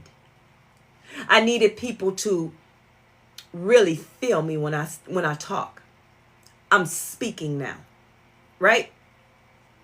So those are the type things you got to look at. Don't hold up somebody else's blessings because you choose to wait. Because you have to remember, nothing that you do has anything to do with you. It has nothing to do with you. You out here partying and doing all this when you're needed. You out here hanging out with everybody else and doing these different things with everybody else. And you're missing your purpose, your blessing, your abundance. You out here chasing a dollar. You out here playing house, chasing skirts. You out here making TikToks, doing nonsense. You out here doing all the trendy whatever it is because you looking at, because you chasing that dollar. I got to get this many views on my video. I got to get these people to like. So you willing to make a fool of yourself and look real foolish doing nonsense when the whole time you were supposed to be on social media speaking. You got a talent. I don't care if it's making wigs. You got a talent. I don't care if it's doing makeup. You have a talent. I don't care if it's hospitality. You have a talent. You have something that is going to make you money, but because you're in the low vibration and around the low vibrational people and you allow envy and jealousy to creep in when you see everybody making money, when you see everybody doing these different things, now you in your feelings like I see. When you see everybody making money, when you see everybody doing these different things, now you in your feelings like I just Trudy talk. I see. I thank you, my sister. All right, Mr. Peaceful. Listen, I want to be like them. I want what they got. You want all these things. All these things. When the whole time the talent is in your hands. You got people out here. It's people out here that do tarot. It's people out here they do whatever their gift. If that's their gift, that's their gift. What is your gift? What's your gift? Do it. Whatever it is, it's not small. It's only small to low vibrational people. Y'all doing all this foolishness. I look at y'all do the whole, disappear from social media, come back better. Okay, you came back better. But what's better? You still ain't operating in your purpose. You just coming back better to do some more nonsense. Stand in your purpose and your power. Do what it is that you're supposed to be doing because the abundance is here for you. It's here for you. It's dangling right here. It's here. But you can't see it because you around low vibrational people, and those low vibrational people are telling you, hey, don't do that. Do you know how much money it's going to take and how long it's going to take you to do this, that, and the third? No. Just get on here, Get you a baby daddy that's going to knock your head between the washer and dryer and talk about that on social media. And then talk about how you cheat on your husband. And then talk about how, and let them see, don't even clean up your room. Let them see that you living because you real. You keeping it a buck. You keeping it real. That's what they want to see. They want to see real.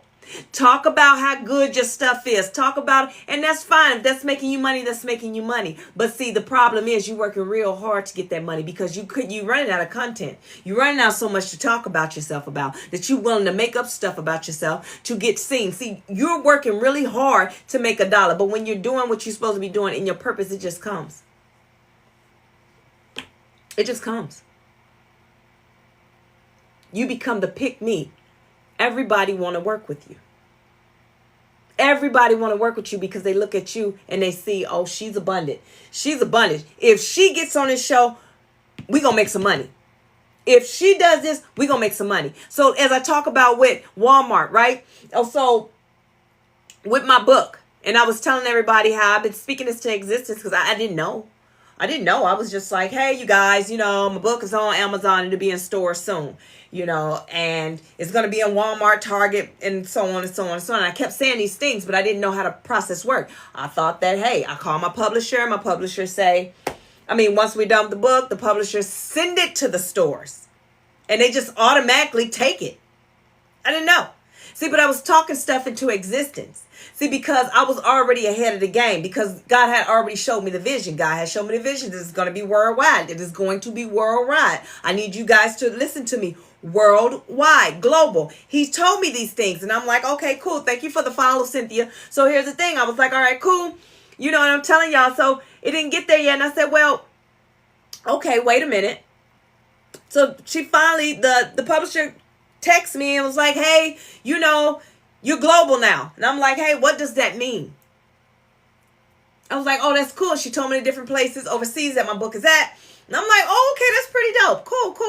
She was like, you in Barnes and Nobles? I'm like, okay, cool. See, I was excited, but I wasn't as excited because I didn't know the process, right? Because I thought, hey, we submitted to these stores. That's what they're going to do. They're going to be in every store. Then she hit me back and she hit me with the congratulations. And I'm like, okay, what is this? You just told me yesterday that I'm global. So what's more to congratulate about? I don't even know how to get excited about it. And she said, congratulations. I said, well, why? She said, because you got in Walmart. I was like, yo, that's pretty dope, right? Then I sat back and I said, why is she super excited? So she explained to me. I said, well, we submit to all of them and they're supposed to take it, right? She said, no. It's not how it goes. They pick. Walmart is hard because they look at, are they going to lose money on this book? These stores pick if they want to sell your book. And I said, oh, snap. Now I understand the excitement. So now I went to a whole nother level of excitement because of the fact I was picked. They saw something in my book. Thank you for the flower. They saw something in my book and said, this is going to make me money. I want to work with her. This right here is going to be good. I want to work with her. See, you see how that go? When God is in the mix, I don't work hard. They pick me. I don't have to say, thank you for the baseball cap. I don't have to say anything. I don't have to run and chase down give up the Shark Tank of how, why is this important for you to carry my book and do these different things with my book? You need this book in your store. I didn't have to do that. God did all the work and all they did was, hey, that's going to make us some money. Give us that book. This is a good book. Give me that book. So now I can say that I am global. Little old me. Little old me. But see that little on me, oh Lord, Mandingo 44, what's up? He in the building, what's up? Little on me, that's what they got. And they brought us in here. Hey, Abdul. And so in this season, if you don't start stepping into your purpose, you can't worry about how long it's going to take. Is this the right thing to do? You cannot worry about that. And the reason why you can't worry about that, because if I worried about that, I would not be where I am today. You have to start doing what your purpose is, what he sent you here for. Start operating in it. Don't worry about where you're going to get the funds. Don't worry about anything. Just do you. If I was to worry about, listen, let me tell you something. When I first started doing live, and it ain't been that long. It hasn't been that long. It's been a couple of weeks. I said maybe a month that I started doing live. And God been telling me to go live, go live, go live. I'm like, well, God, I'm waiting on this and I'm waiting on this. I'm going to do my podcast. I don't even need a live, but he told me to do something. And so when I did it, I was like, okay, God, what am I supposed to do if it says 0 people in here? He said, keep talking. They'll come. It's like, all right, cool. I did it for the first couple of days. It was 0. Then all of a sudden it was 2. Then it was like 4.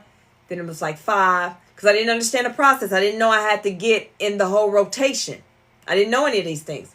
So, but I was out here speaking and doing what I needed to do. It wasn't about what I was speaking. It wasn't about the content. He needed me to get up here and he needed me to be seen and he needed me to speak. Because the podcast that you're about to do, people are going to see you.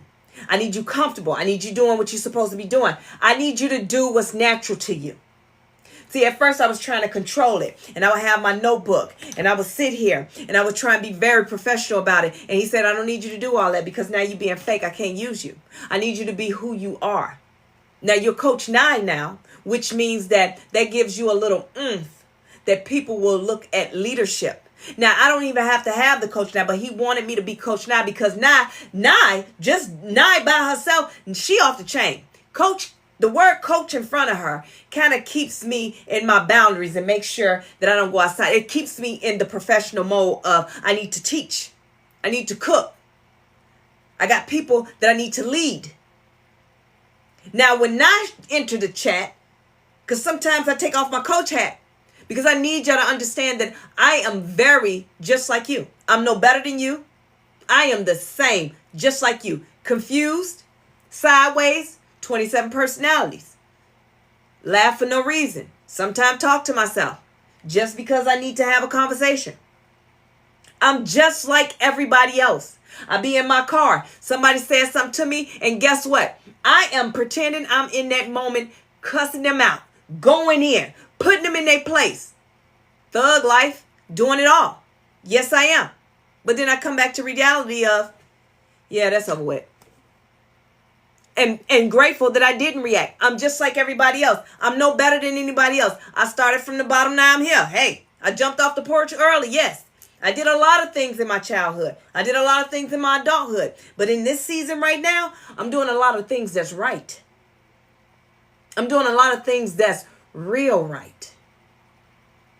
I'm not caring in this season what people think of me. I'm not caring in this season if people want to follow me. So yes, if I would have listened to just myself, the inner child in me is always so loud. The inner child in me is always talking mess. The inner child in me is like, girl, don't do it. Don't do it. Don't do it. You about to make people mad. Girl, you're going to have to deal with this. Don't do it. You only got 2 people in here. Girl, ain't nobody paying you no attention. And then the 2 people is you. Because I'm logged in on my other computer, is you and some random. Dad, get off of it. Just go ahead and hang up. No, because he told me to keep talking. Keep talking. Because it's not about the people. It's not about the likes. It's about the message that I'm going to put out. And the right person is going to hear what needs to be heard. If I could just get one to listen and then they understand, then that one person, I have just beat the enemy. And in the enemy, because in the midnight hour, that person's life is going to change. And when that person's life change, now that person is on a mission to help change somebody else's life. Do you understand how that works? So the 12 people, the 11 people that's in here, okay, guess what? One of y'all is going to take from it, understand, fix it. And then when you fix it, Jesus, when you fix it in the midnight hour and you become the better version of yourself, then you're going to go out and you're going to stand in your purpose. You're not going to go force yourself on anybody. That is not the job. And I dislike when people do that. That is not your job to go out and force a religion or force values and morals on someone. Your job is to stand in your purpose and your power and operate only out of your purpose. You walk as the queen and king that you are. You walk with your head up high. You do not put your head down when you talk. You do not bat your eyes when you're asked a question. You stand and you look that man or that woman straight in their face and you have a conversation. Softness. God will teach you how to be stand in your feminine and masculine energy. Even if you're a man, you have feminine energy. He's going to teach you how to balance the two, because you need to understand though. Most men think like, oh, oh man, that's weak. It's not weak for you to stand in your feminine energy. In your feminine energy, that does not mean that you talking about some, hey, that's not what that mean. What that mean is weak. It's not weak for you to stand in your feminine energy. In your feminine energy, that does not mean that you talking about some, hey, that's not what that mean. What that mean is that you are listening with your understanding ears and opening up with your empathic heart. That's what that means when you're standing in your feminine energy. It does not mean that you go out of your way to be extra nice to people and you stepping out of character and you got the sassiness with yourself and all this. That's not what that means. It does not mean stepping in your feminine energy that you out here arguing with women and you talking about some, hey, going back and forth with women, snapping your head and throwing it back and doing this, that, and the other. Thank you for the lights. Thank you for the roses, Coach Key. But listen, standing in your feminine energy, meaning that you're speaking from your heart chakra, and you're able to understand what you're listening to understanding. You're understanding stuff, and you're not listening with your hurt ears. You're able to be compassion. You're able to love. You're able to just stand there in that moment and embrace it. That's what it means to be a man, to stand in your feminine energy. Not to do anything else, not to do anything less. That's it. Just being who you are. And that's what you call healed. A healed man that can stand in both and not be wavered. Thank you for the follow. Now, a healed woman is not for you to stand there. Thank you, being humble. Yes.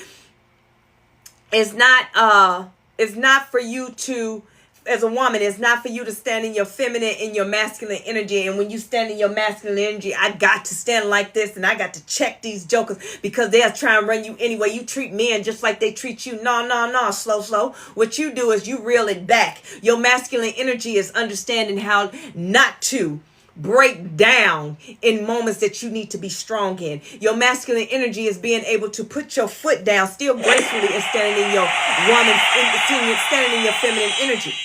Still being a lady and being able to speak up and let your voice be heard. Let it project without it being of you a screaming match or you being so passionate that you can't get your words across and you standing there emotional. No, when you stand in your masculine energy as a female, you're still standing in grace. You're still standing in your power as a woman, but you're able to speak and people will listen. You're able to say, no, I don't like that. I don't desire that. You're able to say these things and not feel a type of way and step into all that emotion of, how they say you wear your sleeves on your heart. Women are too emotional. Yes, we are emotional. We were created to be that way. The problem is somewhere down our generational line, they told us that we should not cry. We should not be weak, not being able to speak, speak what we want and say how we feel. I can't even get the words out. See how that works? We were told to sit down. That's weak.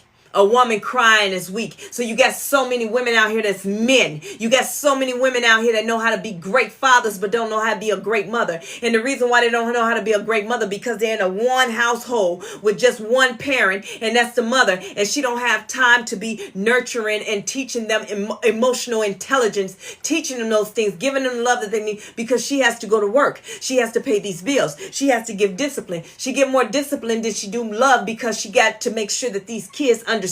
Look, when you leave this house, you have a job. I need to make sure that you know how to stand on your own. I need to make sure that you know how to be a man. I need to make sure that you know how to be a woman. I need to make sure that you got tough skin because this world gonna come eat you up. But see, we don't see that. What we see is our mama was mean. Our mama was coming. Your mama had no choice because she had to take care of you and she's trying to show you the way.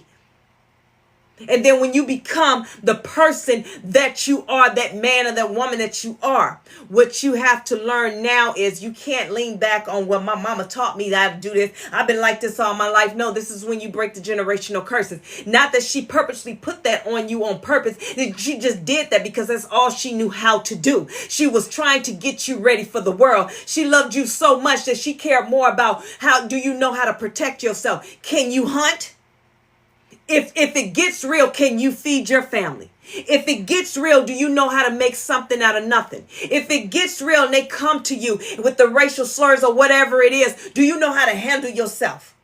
I need to prepare you, son. I need to prepare you, daughter, because these men out here are going to run you through the mud. They're going to run over you. They're going to have babies with you and leave you, because I'm telling you what's happening to me. And I'm telling you that's how the world is. But as you get older, I need you to get to the point that you want to heal. And when you heal, because nobody taught your mom how to heal. So my job as your coach is to teach you how to heal. What was taught to you was taught to you out of love of all what they knew. So, but then now there's another side to that. And then another side to that, what I'm trying to tell you is you have to learn how to balance your masculine, raised by the type of single woman. Yes, learn how to balance your masculine and your feminine. It is okay to stand in your feminine. It is okay to cry. It is okay to be hurt. It is okay to let go. It is okay to and understand that, hey, yes, he hurt me, but that's not the end. It is okay for that man. Yes, you thought that was him. You dated the same energy in a different man 2 different times, 3 different times, 6 different times. You got 6 baby daddies because you thought each one of them was the right one. And I'm not being funny when I say that. I'm being for real. But yet, I don't want you to sit in that guilt and sit in that shame of, look at my life. I ain't did nothing right. I thought all these men, because you're going to get to the point and you're going to say, oh, I don't like love. I don't want to be in love no more. Well, guess what? Love didn't hurt you. That person hurt you. And why did that person hurt you? Because you allowed that person to hurt you, because no one taught you how to love on yourself so you can look within. Because when you heal, you're not going to let just any and everybody touch you. It's going to feel real icky. It's like, ugh, it's you. I don't want your fingers on me. You stink. That's how you're going to feel. And you're going to be able to sit back and not argue with the man. And you're going to see when you're healed that arguing with the man. See, this is when you get healed, women. I need you to understand. You're going to look at arguing with a man like, oh my gosh, this is weird. I've been in a lesbian relationship all this time, because there's no reason that any woman should be going back and forth arguing with a man. I'm telling you. It has happened to me. And I definitely told that man, I am not a lesbian. I'm not in a lesbian relationship, because I feel like I'm going back and forth with a woman right now. Because you're a man. Why am I having this conversation with you? And you're sitting here trying to prove your point real tough with me. I'm going to go ahead and exit. And I put an end to that. Because there's no reason any man should be arguing with a woman. Hey man, if you out there and you arguing with a woman, she make you mad, I understand. They flipped at the mouth. I understand all these things. But guess what? Leave her alone. She's not your type. That's it. Arguing does not mean that y'all love each other more. Arguing does not prove anything other than you are disgusting to me now. I can't even look at you as a man. I don't respect you as a man, but that's me. Because in my healed space, my unhealed space, I will argue because I'm trying to prove my point. I'm trying to prove my point. But what I noticed is that man would constantly go to make me feel like I'm the problem. So I end up apologizing. Is that crazy? You cheated on me. I found out. Now it's my fault. And I'm the one apologizing. Come on now. So women, in your feminine energy, it is okay to be that. It's okay to be your true, genuine self. Men, women, when you're standing when you're standing in your masculine energy, women, that does not mean go up to that man and go head to toe, toe to toe with him, bobbing and weaving and trying to get it right, telling them, come on now, what you gonna do, squaring up with them, you know how y'all do, and then all your cat fighting and all that stuff. Because that's not what that means. Because the moment that man forget that you're not a man, the moment that man forget that you're a woman and knock your head between that wall and that cabinet, don't come trying to snatch your hair from back there like you hit me. Like that movie Death Becomes Her. She had to keep pulling her hair back up because she got slapped with that shovel. Kept pulling her hair back up. Because you chose to get in that man's face. I need you to learn how to have a conversation. Do you know how to have a conversation? That's self-healing 101. If you don't know how to have a conversation, man or woman, if you don't know how to sit down, have a conversation, open dialect, meaning that we converse, and meaning that you say something, I listen. I'm not listening to reply, like sitting here, this would kill me when people get notes. Oh, I'm just taking notes. Because I don't want to interrupt you because I'm respecting you. You talking. I'm listening. I'm just taking notes. Same thing. You listening to reply. Because what I'm listening to right now, what I want to hear right now is you having a conversation with me because I need to understand, why do you feel this way? And the reason why do you feel this way? Because it's a reason. For every action is a reaction. So if you feel hurt from something I said, I need to understand why you feel that way. Not so I can do it again. So I won't do it again. But then once you tell me, I have to look at, now I need you to be quiet because you conversing. Now I have to look at what triggered me to say that to you. So it's not the blame game that I'm going to say, well, you shouldn't have did this. And I'm going to say, well, you know what? Okay, I hear you. When you said these things, it triggered something in me. And it was something in my childhood. And it made me feel a type of way. So now I understand. Okay, get it. So I don't like when people say this. You said, and I tell you, you hurt my feelings. Yes. I tell you, you hurt my feelings, and and this, that, and then you tell me, oh, well, that's your fault. That's not how I said it. That's how you took it. Wrong, wrong, wrong, wrong. Ding dong. Guess what? Put him or her out because y'all never going to get along. Because nobody is trying to have an understanding right now. So what happened is this. Just because you delivered something, you delivered it, I received it the way that I received it. Now it's my fault because that's not what you meant. No, that's everything that you meant. You meant everything. So what you meant was this. Gotta make sure my battery don't go out. So what was meant was this. You said, you delivered something to me. I received it the way that I received, because we're two different people. I received it and it hurt my feelings. And you told me it's my fault that it hurt my feelings. How about, let's try like this. You hurt my feelings when you said that. And you say, maybe you explain what you just said. What did you mean by that? Don't tell me how to take something. Understand and get to know me to know what rubs me wrong and why that hurt my feelings. Understand that. Try to get to understand me on that level so you don't do this again. Because what you did is you assumed something and you said it. And that's not how either I was going to react or what I did or whatever it is for me to say that. Yeah, and you can even say that. I apologize, but this is what I meant. But a lot of people don't know how to let that word apologize come out. So what they'll do is they will rather just address it and just be like, oh, I said the back of your head looked like a skillet. I mean, in the moment, I was over here cooking. I ain't mean nothing bad. It's just when I was cooking these eggs, I looked at the back of your head and it looked like the back of a skillet. And then what she's going to say is, yeah, but all I was growing up, that's what people call me, skillet head. I mean, I'm being silly right now, but still. You know what I mean? And that hurt her feelings. And it hurt my feelings. And I used to cry and I cry. So now he know, never let that roll off his tongue. I don't care how many skillets he got in front of him and she around him. He's never going to say that again because he's never going to say that to her again. I'm being light with it, but y'all get what I'm saying. So just have a conversation. That's it. That is it.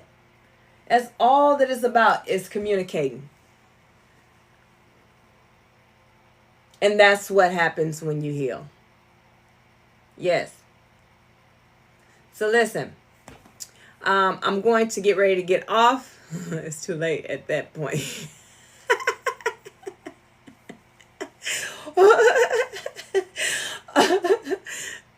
No, it's not. But, like some people like to joke. Like it's this guy that, he liked me or whatever. But I mean, for me, he was just too childish. Like, I love to laugh. I love to joke. But I'm also about my business. So it got to the point I couldn't respect him as a man. I just couldn't respect him as a man. Because it was just like, you're a whole kid to me. You're a kid. And I don't want no puppies. I want a big dog. So I can't. And that's the thing. Once I get to the point that I can't respect you as a man, don't ever try and shoot your shot with me again. Because I am a person of understanding. I will give you chance after chance, chance after chance. Because, I understand sometimes people show up their unauthentic self. So I wait for the real them to show up. And sometimes the real them don't show up because they're so intimidated by the real me that shows up. Maybe, I don't know. Yeah, it is. But, User, what you laughing at? User numbers and all them numbers. So yeah, guys, I want you guys to continue to do what you need to do. And like I said, I come on and off, and I come on. And sometimes, like, my music went off. Sometimes, I don't know, the spirit just takes over and we end up talking about totally different things. That's what I'm talking about. And I'm so glad that you guys joined and rocked with me. And I ask that you guys continue to rock with me, because listen, something special about to happen. I'm not sure. I'm just leaning on God. I'm not even chasing. I used to sit up and worry like, God, what you got for me? Now I just take it all in. I take it all in. So you guys make sure you follow, share. And then not next week, but the week after that.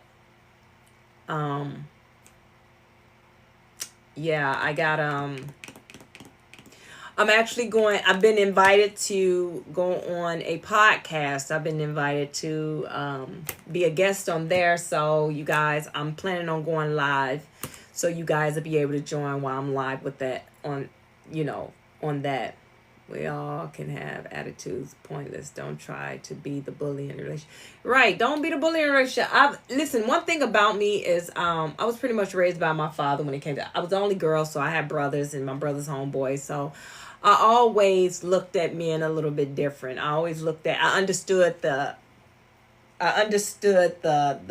task. The task for a man is to show up and take this. I want you guys to take this lightly. What I say is to show up in their true unauthentic self, meaning that their character shows up, their manly shows up, right? And this is not all men, but that person shows up because of the fact, men, y'all have a lot of pressure. You show up and just in your feminine energy, or you just show up just being who you are, a good person, good-hearted person. People come for you. And for men, I don't know why other men try and size you up in front of women. They do too much. So I get it. So that's why when I would date and different things, I would excuse the representative that shows up first. And I knew that there was more to come. And so in a relationship, it wasn't about who's the baddest, who's the toughest, especially as women. Like my dad always taught me, see, back in my times growing up, domestic violence wasn't a big thing back then because mostly everybody got beat by their husbands, right? So, and I would look at, and it was one of those things that it just started from their childhood, going on and on, all this beating and putting their hands on their wives and stuff. So my dad has always taught me, don't ever try, man. Don't play with a man's heart because it's going to end in a bad way. Don't do this. But also, he would tell me, don't let a man put his hands on me. So he taught me how to fight. He taught me how to handle my business. He taught me, I was the only girl, but I was like his son. I don't know what that was about. Like, I wasn't allowed to cry. I was allowed to fight, though. I was like his little red-nosed pit bull. Do not let me off the leash because it's on and popping, So it failed me in my adulthood as a woman because I didn't know, I was not emotionally intelligent. I didn't know how to tap into my emotions. I didn't know how to stand in feminine energy. I didn't know any of that. Look, Keisha, I'm doing my closing call. I just did the first closing call, but I'm back in here. Welcome. So I didn't know how to do any of that. So I had to learn. And I would let men run over me because of the fact they didn't understand that I had a special place because I was a daddy's girl. I grew up with boys. So they felt they were running over me and they were naive. For me, I just felt like, okay, they just a little slow. Because I know they really do like me. They just got to play these games and we got to play the cat and mouse games and we got to do this. And then the real person going to show up and I'm like, Okay, okay, I'll let you slide then. I'll let you slide. But yeah, but the healed version of me, understanding my power and standing in my feminine energy and being the best version of myself and doing these things. I'm not arguing with a man. I'm not. Matter of fact, guess what, guy? Here it is, sir. Let me explain to you. There's no reason for me to have to defend myself because I'm not going to allow you in my space. Because once I see the red flag, I'm not going to keep going to let you in my space that I have to be in a position that I got to defend myself. Now, if you force yourself in that position that I got to defend myself, that's a you problem, not me. I mean, hey, make sure everybody know you're next to kin, you know? I mean, for emergency purposes only. I mean, maybe the funeral home got to call you next to kin. Maybe the police. I don't know. Hey, I don't know. But don't ever put me in a situation that I have to protect myself. Because I will definitely do that. But at the same time, I've learned to just not even. Once you show me a little inkling of red flags, I'm over it. I'm not entertaining it for a little bit. I'm not doing any of that. It's not worth it. Because in this season of our life, in this season of our lives, this is the time that we have to raise this vibration. Let me tell y'all something. Things are changing. Everything is happening. We got the elections going up. You got the Diddy thing going on. You got the ones that were first are about to be last. So this is about to shake up everything. And the ones that are last are about to be first. So if you have not gotten on your awakening and gotten to your business, so while we jump in timelines, because now the last will be first, and this timeline is about to close out by the end of this year, what you gonna do? You're gonna be stuck on a timeline, forced to live a low vibrational life. Because abundance is here. Harvest time is here. It is time to harvest. And if you ain't sowed no seeds, see, my seeds I've been sowing for a long time. And last year, it was some pretty significant seeds that I had to sow. It was a certain type of seed that I had to sow. And that certain type of seeds, there were seeds that I had to sow like 10 years ago. Kind of, let's look at an apple tree. I don't know how long it take an apple tree. I know it take a couple of years, but you plant it. Let's say it takes 10 years. See, I planted that seed 10 years. Now the 10th year is here. And it's time to harvest. Some of the seeds that I had to plant last year, it only takes about 6 months to harvest. So guess what? Now I'm at the 6-month mark. I'm just saying, I'm just throwing numbers out there. So that's what I'm saying. Certain seeds have to be sown at certain times of your life. The seeds that you sown 10, 15, 20 years ago, you forgot about it. It's about to come around again. See, it's about to come around and you're going to be surprised. God is going to surprise. Remember you invested that $1 into the McDonald's fund? Well, come find out they did a lawsuit and they owe you $1.2 million. Do you understand? So, but you had to sow that seed in that time when they was doing that scam or whatever it was, that now you are entitled to your abundance. See, those are the type things. You sowed that seed and you donated that $1 from the kindness of your heart, not expecting anything back. That's a seed. Those are the type things. In that time, now things about to harvest. So when your blessings start rolling in and you only get one blessing, don't get mad at God and say, God, where's the rest of my stuff at? You didn't sow any seeds. I can't give you that because when I told you to do that, you chose to take your happy tail out to the club and tear the club up. That's what you chose to do. So this is the seed that you sown and this is all you're going to get. Now, sow another seed. Now you 40 years old talking about, well, I got to sow this seed that's going to take 15 years to grow. Okay, sow it. But don't look at it like it's got to take 15 years. Look at it as this is your generation. This is what you're going to leave to your loved ones because you messed it up. So now everything. So for me, it's blessings after blessings after blessings for me. It's just constantly raining down because I've always sown good seeds. That's the thing. I've always sown good seeds, even as a child. And now things are coming back that, when I was a child, I wanted to do. So even with the book, when I was a child, I wanted to be a journalist. They told me I couldn't be a journalist because I was the one. I didn't like school. I just didn't like school. And I told the story before when I was in elementary. I just did not like homework. I wouldn't do it. I'm just not doing it. And it was the 4th grade. Amen. Yes.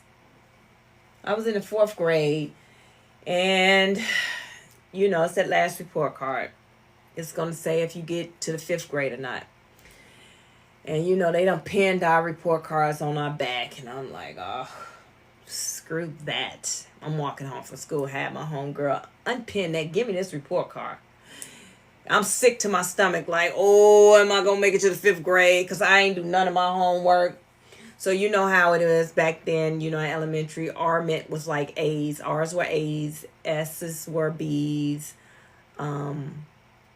N's were D's. I's were like F. So everybody know what D's mean. Yeah, you need improvement, but you passed. Man, that report card read all N's. I was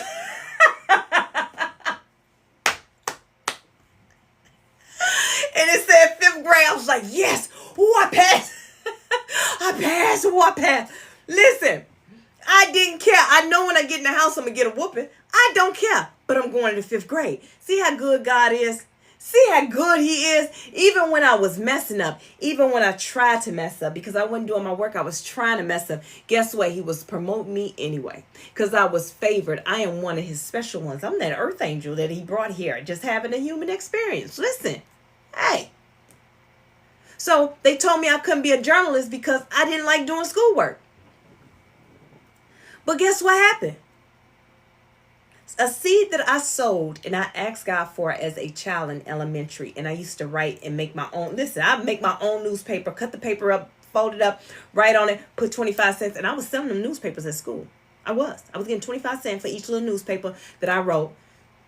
Guess what? Because I'm a journalist. I'm a writer. That's what I always wanted to be. And that's who I am.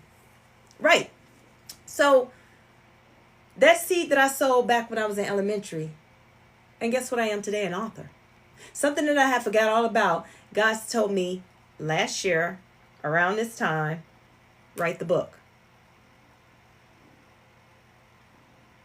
And now it's global. You see, it's the seed that I sowed back then. And I'm 43. The seed that I sowed back then when I was, 9 years old? It's time. And so it doesn't matter. And I forgot all about it. I forgot all about trying to be a writer and all that. I don't want nothing to, I'm just like, hey, I'm cool. But he didn't forget because it was something that my heart desired. See, when you're a child, you make childlike wishes to God. And he liked that. He loved that. So when I started healing, I started making childlike wishes again. And stuff just started happening.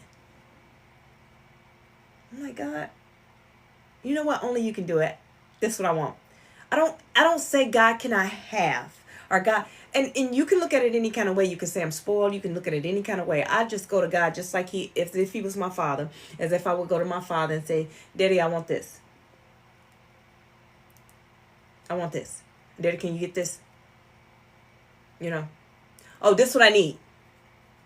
I'm like a child all over again when it comes to God. When I go to him and ask him for the things I want, I don't go and say, God, please, if you do this for me one more time. God, if you do this, God, please, please. I don't do that. I don't have to do that. I go to God and say, God, this is what I want. He's like, all right, cool. Okay, cool. You're still in alignment.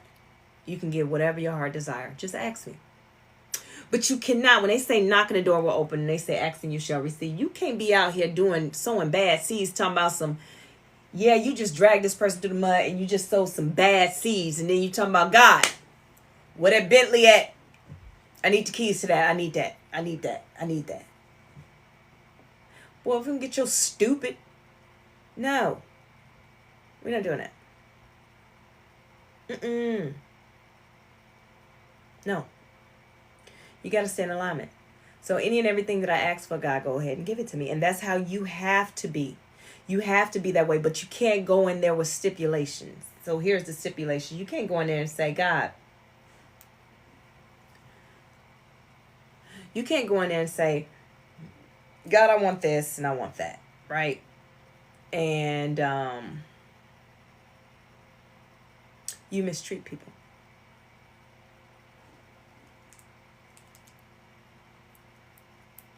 Yeah, nuh-uh. You know what? Nuh-uh. Keisha, you know who's going to do that? The enemy going to do that.